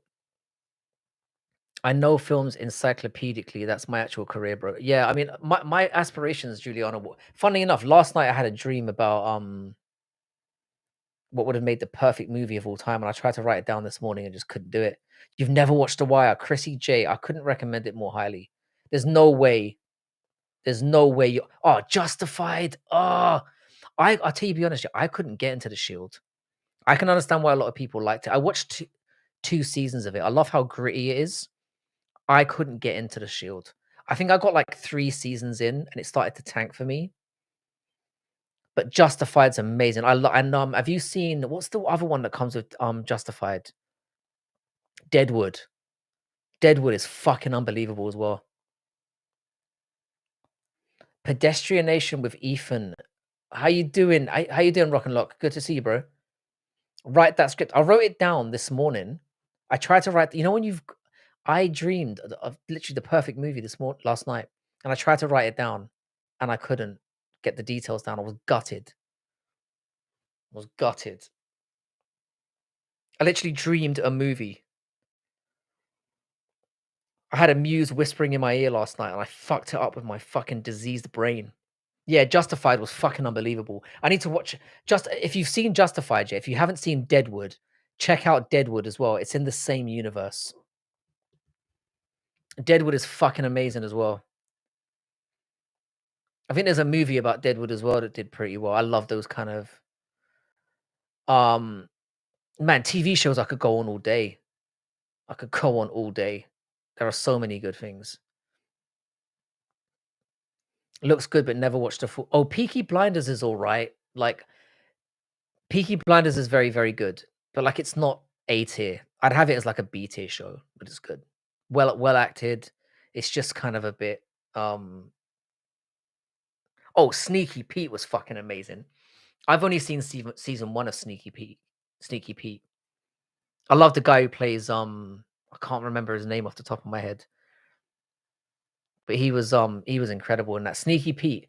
I watched the first season and then I haven't watched on since then. So is it worth continuing, Lane?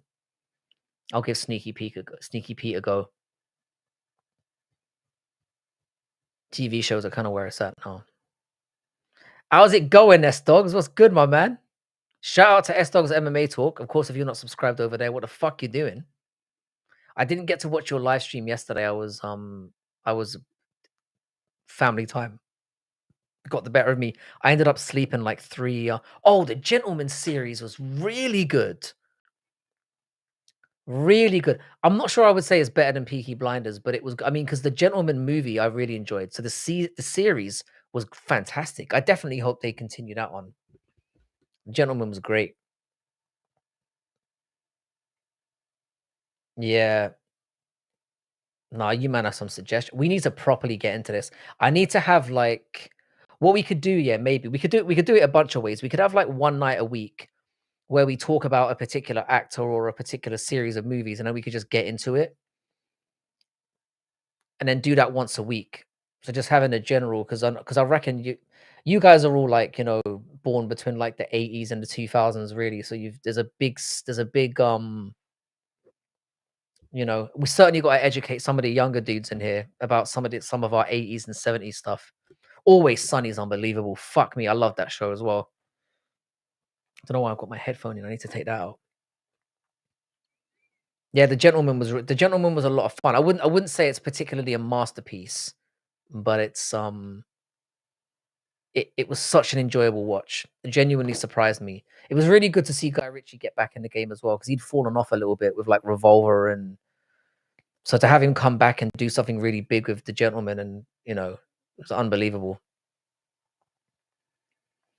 Gia, what movie was more revolutionary to cinema, Goodfellas or the first SpongeBob movie? That's a fucking interesting question, mate. It's a tough one. That is a tough one. Don't go. I was never into SpongeBob, but so many people were into it. I took SpongeBob too much at face value. Apparently, there's hidden depths to that shit. But man, we got all the G's up in here now. Goodfellas is I preferred Casino to Goodfellas, but they were both great movies, and nobody's gonna agree with me on that. I just enjoyed it more, probably because of the whole casino stuff. Dead Like Me features Ellen Muth, who plays an 18-year-old kid who gets killed by a toilet seat from the space station Mir. Her death introduces us to the fascinating world of the Grim Reaper. I mean, that's just fucking unbelievable, mate. Oh, Train Spotting. I wish they hadn't made a second movie, though. They fucked it up. Oh, The Departed's a great movie as well. Certainly for something that's more modern. I mean, you can't really go wrong with Scorsese. I know he fucked up The Irishman a little bit, which was boring. But Scorsese's still the guy. Brother, SpongeBob is a legend. Frankie just likes the bright colors. I am retarded. We know this. I haven't seen Malcolm X. I haven't seen it. It's Cuba Gooding, right? I haven't seen it. It's oddly not on my high list of things to watch, which I probably should. Frankie, me and Eric did 5 hours for one yesterday. I heard it was a banger of a card as well. I didn't even see it. I saw Haggerty and I saw one or two. I saw I think it was a bantamweight title fight, which ended in the second round. Baby Driver. I haven't seen it. Yeah, Irishman apparently was. I fell asleep watching it, and I didn't try to watch it again. So, you know, I'm a big Scorsese fan, so him putting me to sleep was a very bad sign. Not great. Irishman was garbage. Oh, Denzel, not Cuba, but they all look the same. Mean Girls, Alice Doesn't Live Here Anymore, Taxi Driver, Raging Bull. I've seen most of these. Yeah, this was like, I mean, Scorsese's probably going to go down as probably the greatest director. Well, maybe not the greatest director of all time, but people will definitely have him at the top. Cuba Gooding looks nothing like Denzel Washington. Macho, don't allow yourself to be triggered, sir. Gangs of New York, I love that movie. Daniel Day-Lewis for me always slaps. What's that movie? There Will Be Blood though is my favorite. We could this rabbit hole. We could go down it all day and all night long. We could do this all week. There Will Be Blood is one of my favorite movies of all time as well. Of course, I've seen Training Day. Of course, I've seen Training Day. I'm a fucking connoisseur, sir. I mean, everyone's seen Training Day. Hustle Bones sleeps on a period-stained mattress. Very specific. Paul Thomas Anderson is a great director as well. Very quirky. I love his work. Pulp Fiction. Again, I do love Tarantino's movies, but he's not up there for me. I mean, in terms of filming style, but I personally like, you know, Inglourious Bastards. I wasn't really too huge on. I didn't think it was, and Django. I didn't really think was that great either. Oh, I thought they were very good movies, but they just weren't my cup of tea. The Mission. Oh man, Robert De Niro's got the kind of film. He's like Samuel L. Like, you just there's too much to go back to. Oh shit! I have not seen this.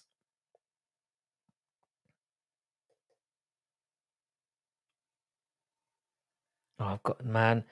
This is what I'm saying. I'm gonna have to go back to the end of this stream and literally write a whole bunch of shit down. Fight Club's amazing. I read the book before I saw the movie, so it was a little bit of a spoiler for me. I get what people are saying about Inglorious. I'm not saying it was a bad movie. It just, I didn't vibe with it as well as I could have done. I thought it was a bit. I don't know how to say. I just didn't vibe with it. But again, it's a great movie. Silence severely underrated Scorsese. Fair point. Like I said, we could go down this rabbit hole all fucking day long. Shout out to S-Dog. Like I said.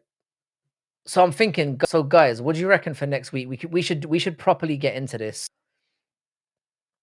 in terms of getting the movie trivia going, because I think it would be, I might have a talk with Bodak and see if there's something he could do quiz-wise as well.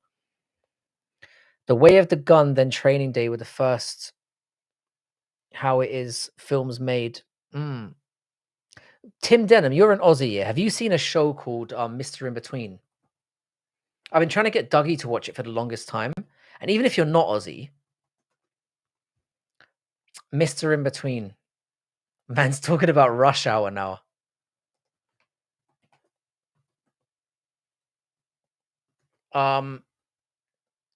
Tim Denham, if you, I'm assuming you've seen it because you're a real fucking Aussie, not like that fake cunt Dougie, who I don't even think really is Aussie. I'm gonna copy this into here. Yeah, if you guys could like the stream, I'd love you a long time. And I am going to be back on tomorrow to do like a pre-card. Yeah, if you guys could check this out. Tim Denham, if you haven't seen it, I'm assuming you have. This show is fucking unbelievable. Maybe it has a different name in Australia, and that's why oh, Wilfred's great as well. Wilfred's amazing. If you're talking about fucking Aussies, you know, The Aussie accent just fucking kills me, man.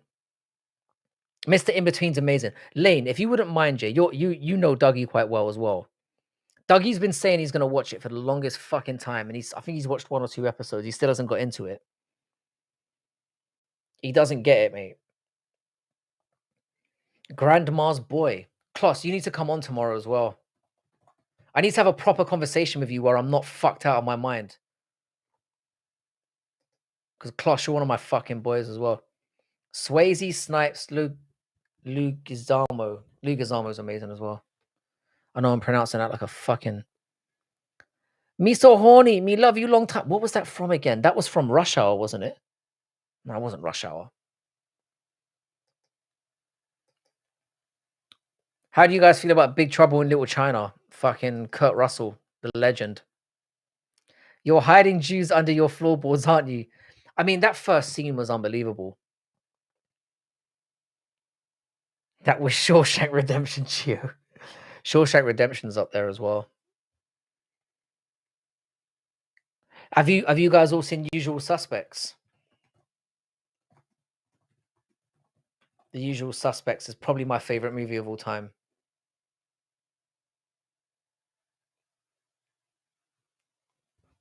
S-Dogs, this stream started out fucking retarded as it usually does. Oh, Full Metal Jackets. Oh, Full Metal Jackets amazing as well. That was from Rush Hour 2. Yeah. I just had John Carpenter was amazing as well. I mean, that was quintessential 8. The relationship between him and Kurt Russell is one of my favorite just humans in general. Is that with Martin Lawrence? Oh, you're scum. By the way, if you guys are I know most of you are sub to me. If you guys could sub to the channel as well, I always forget to ask you fuckers. I've been stuck on the same number of people now for like a month. Something like that. Best movie of all time is Joe Dirt. I do love me some who's the guy who plays that again? He was in a show called Just Shoot Me. David Spade. Oh, he's fucking amazing. The Usual Suspects was a beautiful movie. It was. This is how I know Paradox. Your age is so difficult to figure out, but yeah. Heat was great as well. Fucking hell. Oh, Escape from New York. Like, oh my god, I love Escape from New York. I watched Escape from New York again like 6 months ago. Kurt Russell films are films I could just watch over and over and over and over and over and over and over again. Like I just enjoy watching him. Full Diddy. Like, I fucking love Kurt Russell. No window shoppers. The thing is unbelievable. The thing is unbelievable. There's just something special about watching movies from that. Warriors. But do you mean Warrior? Oh, I thought you were talking about the movie The Warriors, which is also a banger of a movie, by the way. Total Recall. Twins. Twins is a fucking acquired taste. But Total Recall was amazing. I mean, any movie that has a woman with 3 tits in it is just, you can't go wrong. Mr. Bean the movie. Don't go shitting on Mr. Bean. Mr. Bean is a fucking legend. Yeah, Kurt Russell's just my guy. My truck. I've got like I've just got a fascination with Hateful Eight wasn't Tarantino's best. That's what I'm saying about Tarantino. Some of Tarantino's stuff. I didn't get into Hateful Eight either. I couldn't get into it. Sorry, JVD. We've just gone into a mad one about movies. I'm glad we brought this up. JVD, I'm thinking next week here we need to get everyone on. We need to get everyone on and do a proper movie. Avatar said no one. Avatar was dog shit. God, it was an awful movie. And it's one of the most highest grossing cinema gates of all time. Awful. Big Trouble in Little China is one of my. I watch Big Trouble in Little China every 6 months. I've watched it every 6 months since I was a kid. I never get tired of. Oh yeah, Labyrinth was quirky. David Bowie, right?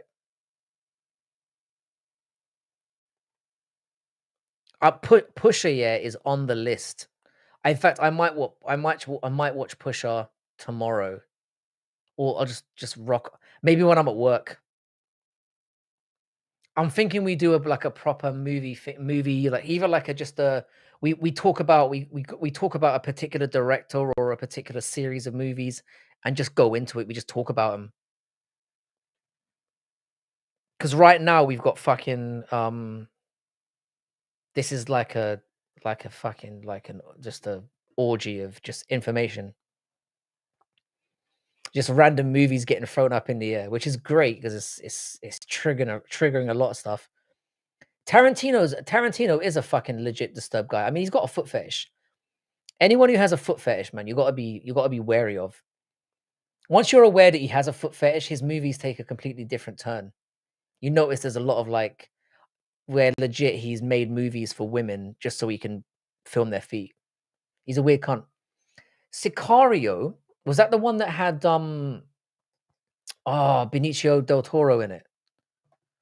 Sicario, it does have Benicio del Toro.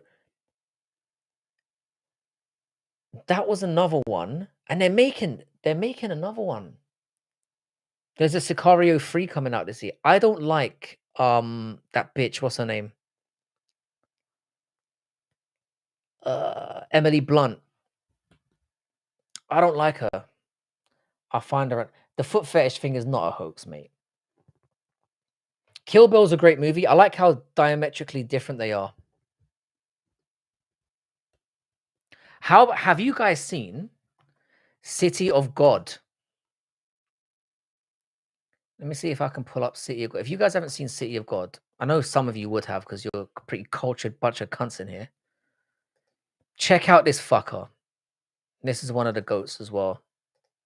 Unfortunately, in order to watch this, you're going to need to be able to read. Because it is subtitled. Yeah, Casino and Goodfellas came up earlier. This movie, you need to check it out. City of God. Unbelievable movie. I'll be real with you. This is going to piss some people off. It's probably going to piss Giuliano off the most. Yes. So I'm glad you agree with me on City of God. Yeah, Cidade de Deuce. Yeah. Amazing. Downfall's really good as well. That's a movie about Hitler, right? I didn't think the Godfather movies were that great because I've read the books. I made the mistake of reading the books. That was my problem. The Godfather book is out of this world. Apocalypto was a good movie. Mel Gibson's actually a very good director. Kickboxer with JVD was great too. Miley, good fuck. The Diarrhea of Anne Frank. That's what my channel should have been called. I heard Django Unchained was a good movie. Some guy that looked like Drew Dober told me. I couldn't get into Django. But again, I understand why people think it's such a good movie. Yeah, Mel Gibson's a really good actor type. Or sorry, he's a good actor, but he's a good director as well. Yeah, the Godfather book was so fantastic that it's like the movie. If I'd seen the movie and never seen the if I'd never read the book and just seen the movie, I would have loved Godfather. But because I'd seen I didn't like the casting in the Godfather of like Sonny, and obviously Marlon Brando is Marlon Brando and Al Pacino is Al Pacino, but it's like the casting generally in that I didn't like. How long have you been live tonight for? Fuck me, man. About 3 hours, I think. Reservoir Dogs was Tarantino's best, in my opinion. I completely agree with that. A lot of people point to Pulp Fiction. Reservoir Dogs was just special for me. It was when he was at his more sort of, I don't know, like. I also heard The Boy in the Striped Pajamas was a historically accurate movie. The book's really good. I haven't seen the movie. The book was great. Some guy that looked like Bryce Mitchell told me. I haven't seen Dragged Against the Concrete. Mel Gibson's unbelievable. Vegas Vacation is legit my favorite movie. I don't care. Giuliano, I'm sorry, but The Godfather it didn't do it for me, man. It was mostly the casting that I didn't like. I didn't like it. And again, I saw it much later in my life. So I'd seen it way after I'd read the book. Way after. Yeah, Hungry Tarantino pre-Kill. I mean, even Kill Bill was great. Kill Bill stylistically was from like a film perspective was a great thing it was a cinematic masterpiece. But it was very self-indulgent as well. 12 Years and a Slave. I haven't seen that. Do you know what film I really liked as well? Have you guys seen Pan's Labyrinth? Pan's Labyrinth. It was one of the movies by Guillermo del Toro. If you haven't seen this movie is unbelievable as well. Pan's Labyrinth. Unbelievable movie. Again, set on the backdrop of the Spanish Civil War, I think. It's unbelievable. Majestic. And made for like $1 million or something. The Die Hard films are good. The Die Hard films are just fun. Yeah, Pan's Labyrinth was unbelievable. Sorry, apparently my screen is fucking up a little bit. Pan's Labyrinth was a great one.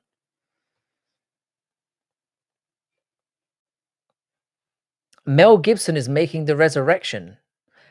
Mel Gibson is a very, very, very underrated movie. Velocipastor. I have not seen that. Oh, Equilibrium's great. That's the one where they're from that dystopian. It's a sci-fi movie, right?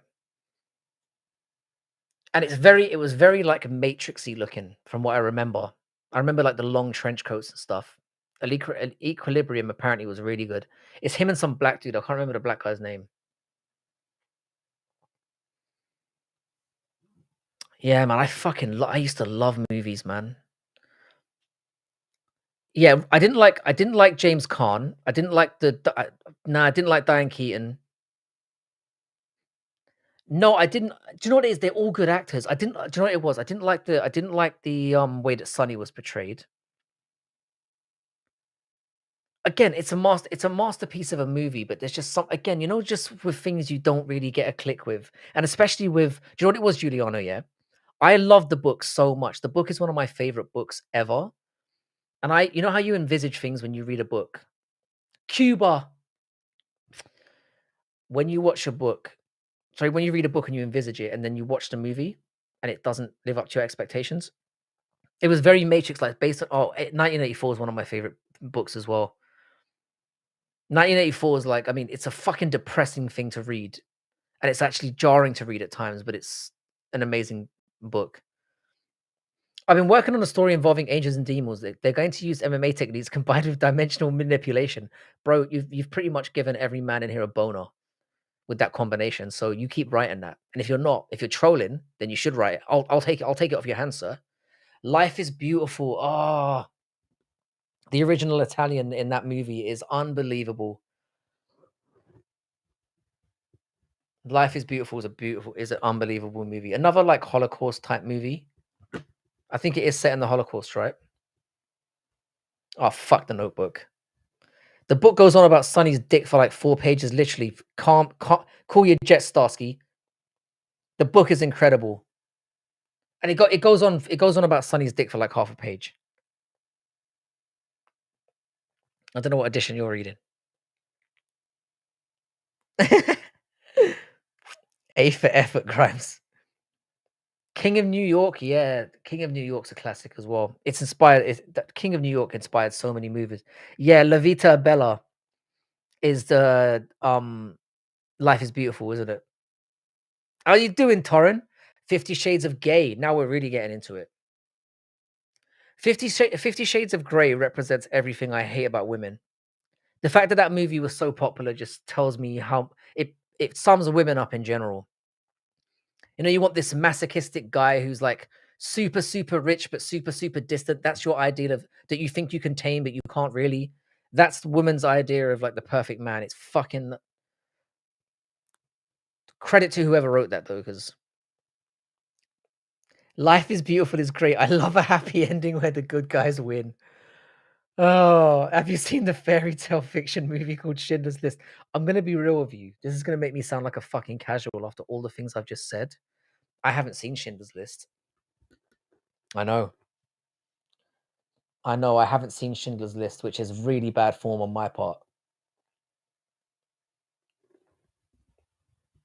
Schindler's List is on the is a dope fantasy film.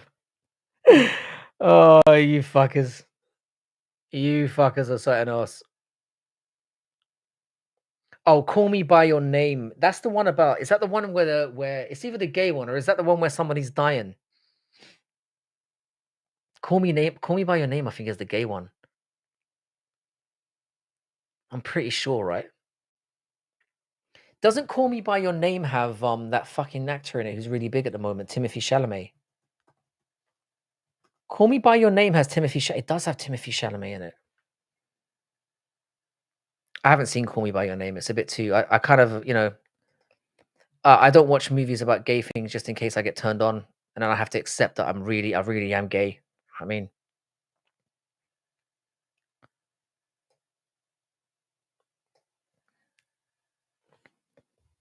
I didn't watch Schindler's List on my own accord. I had to watch it in history class. Really, your teacher's a cunt for that. Yeah, yeah, it's the gay one. I knew it was the gay one. I haven't seen Call Me by Your Name, but yeah, I wouldn't mind giving it a watch. Army Hammer is a fucking G as well. Why is it gay on that side, late? Huh? That Apex card March 1st is super weak. Can 313 get? I love that you tried to shift things back to MMA, Toro, and that's a very brave attempt by you to get things going. But I think the chat has called things now. We're gonna have to do like a Giuliano. We need to make this official, yeah. At some point next week, we need to do like a movie stream where we just talk about like I said, a director or a series of films, and then we can just do it like every week or however, whenever you've got time. Which, let's be honest, is always. We need to hook this up, and we'll make it a panel where you cunts can come on and talk about your favorite stuff.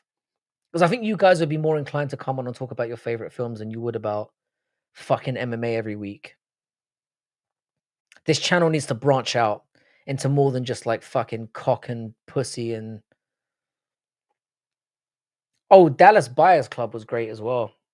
Matthew McConaughey. I mean, his performance in True Detective is off the chain. He's one of the best out there. He's very underrated. If you haven't seen the series that he's in of True Detective, that is the quintessential season with him and Woody Harrelson. Wreck-It Ralph was dope. Wreck-It Ralph. All right, guys, I'm gonna have to call it a day here. I think. Is anybody online that we can go and raid? Just Rock and Lock. Thank you for coming back. It's been a while since I've seen you. Stanley Kubrick would be a great one to start. The Stanley Kubrick movie Clockwork Orange was actually filmed in the university that I went to. A little bit of fun Frankie trivia for you there that nobody gives a fuck about. Wreck-It Ralph should be something that you do watch on mushrooms. All right, we've got a few there's a few people on. We've got Coty MMA. He's got 24 people in there. I don't think he'd really care. And the MMA host is on. Is anybody else on that I haven't heard of that you think would be very, very happy? Life of Pi was a great. Oh, Giuliano, you're going live in 20 minutes. So I guess wait out for Giuliano. Yeah, brutally honest. Brutally honest has got a job. That's why he's working full time now, and he's got a new missus. Yeah, who we raiding? Who's got a good raid? Let's raid somebody, and then we can jump over to Giuliano after. That's about 90 minutes in Geo. Yeah, because I'm 3.5 hours in, and I am coming back on tomorrow. But Geo, we'll sort out. DM me. We'll sort out a movie thing, and then people can come in. We'll have a really good like chatter about stuff because I think it could be really popular. They've got to get Lane up in the building, and pretty much everybody's contributed here. It's been awesome. Who's orange or bunny? Cheddar, are you not? Fucking hell, Cheddar is not. Wait a minute, Cheddar.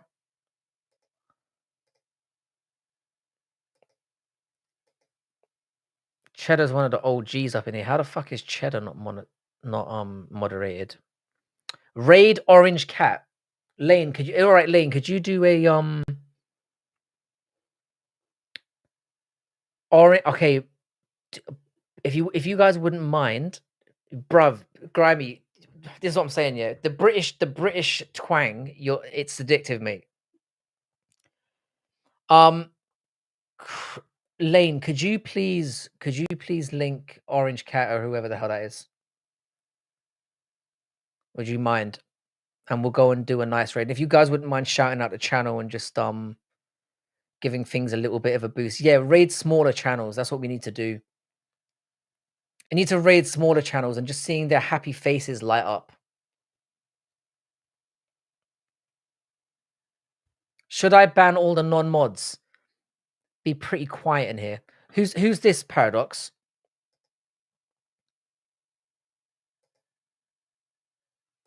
Who's this?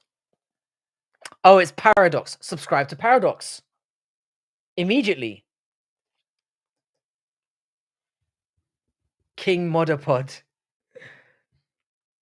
So who's like a really small creator right now that we can raid and just give them a nice little boost? Because I'm telling you now, when that first happened to me, when my channel still is very small, but when it was like super small, when I got my first raid, it was like unforgettable. It's always nice to jump into somebody who's a really small creator and just give them a hey, like a sudden boost where you know what it's like, especially some of you guys who have done live streams before and there's nobody in there and it's just really you're wondering why am I doing this? It's awful. And then suddenly like a whole load of people come in. I'm very excited for tomorrow's card. I'm very excited for it. It's actually much better than I originally gave it credit for. Who's this? Is this Orange? Is this? Oh, Doom MMA is great as well. I like Doom MMA. Who is this person? Orange Cat. We're going to go over to Orange Cat. He's got 10 people in there. Let's jump over to Orange Cat MMA immediately. Guys, I'd really appreciate... Also, if you could shout out the channel, I'd really appreciate it. Let's jump over to Orange Cat. All right, guys, I'm going to see you all in a bit. I'll be back tomorrow before the card starts. Have a... Yeah, that Lorenzo kid's kind of funny. I don't mind him. Get over to... You're more than welcome, guys. It's been an absolute pleasure. Thanks so much. It's really great to see you again, Rock and Lock. Head over to this Orange Cat guy. We'll shout him out. And then, yeah, I'll catch you all in there. I want to head to bed pretty soon, but let's give this guy a nice boost. Orange Cat. Take it easy, guys. I'll see you in a bit. Much love to everyone.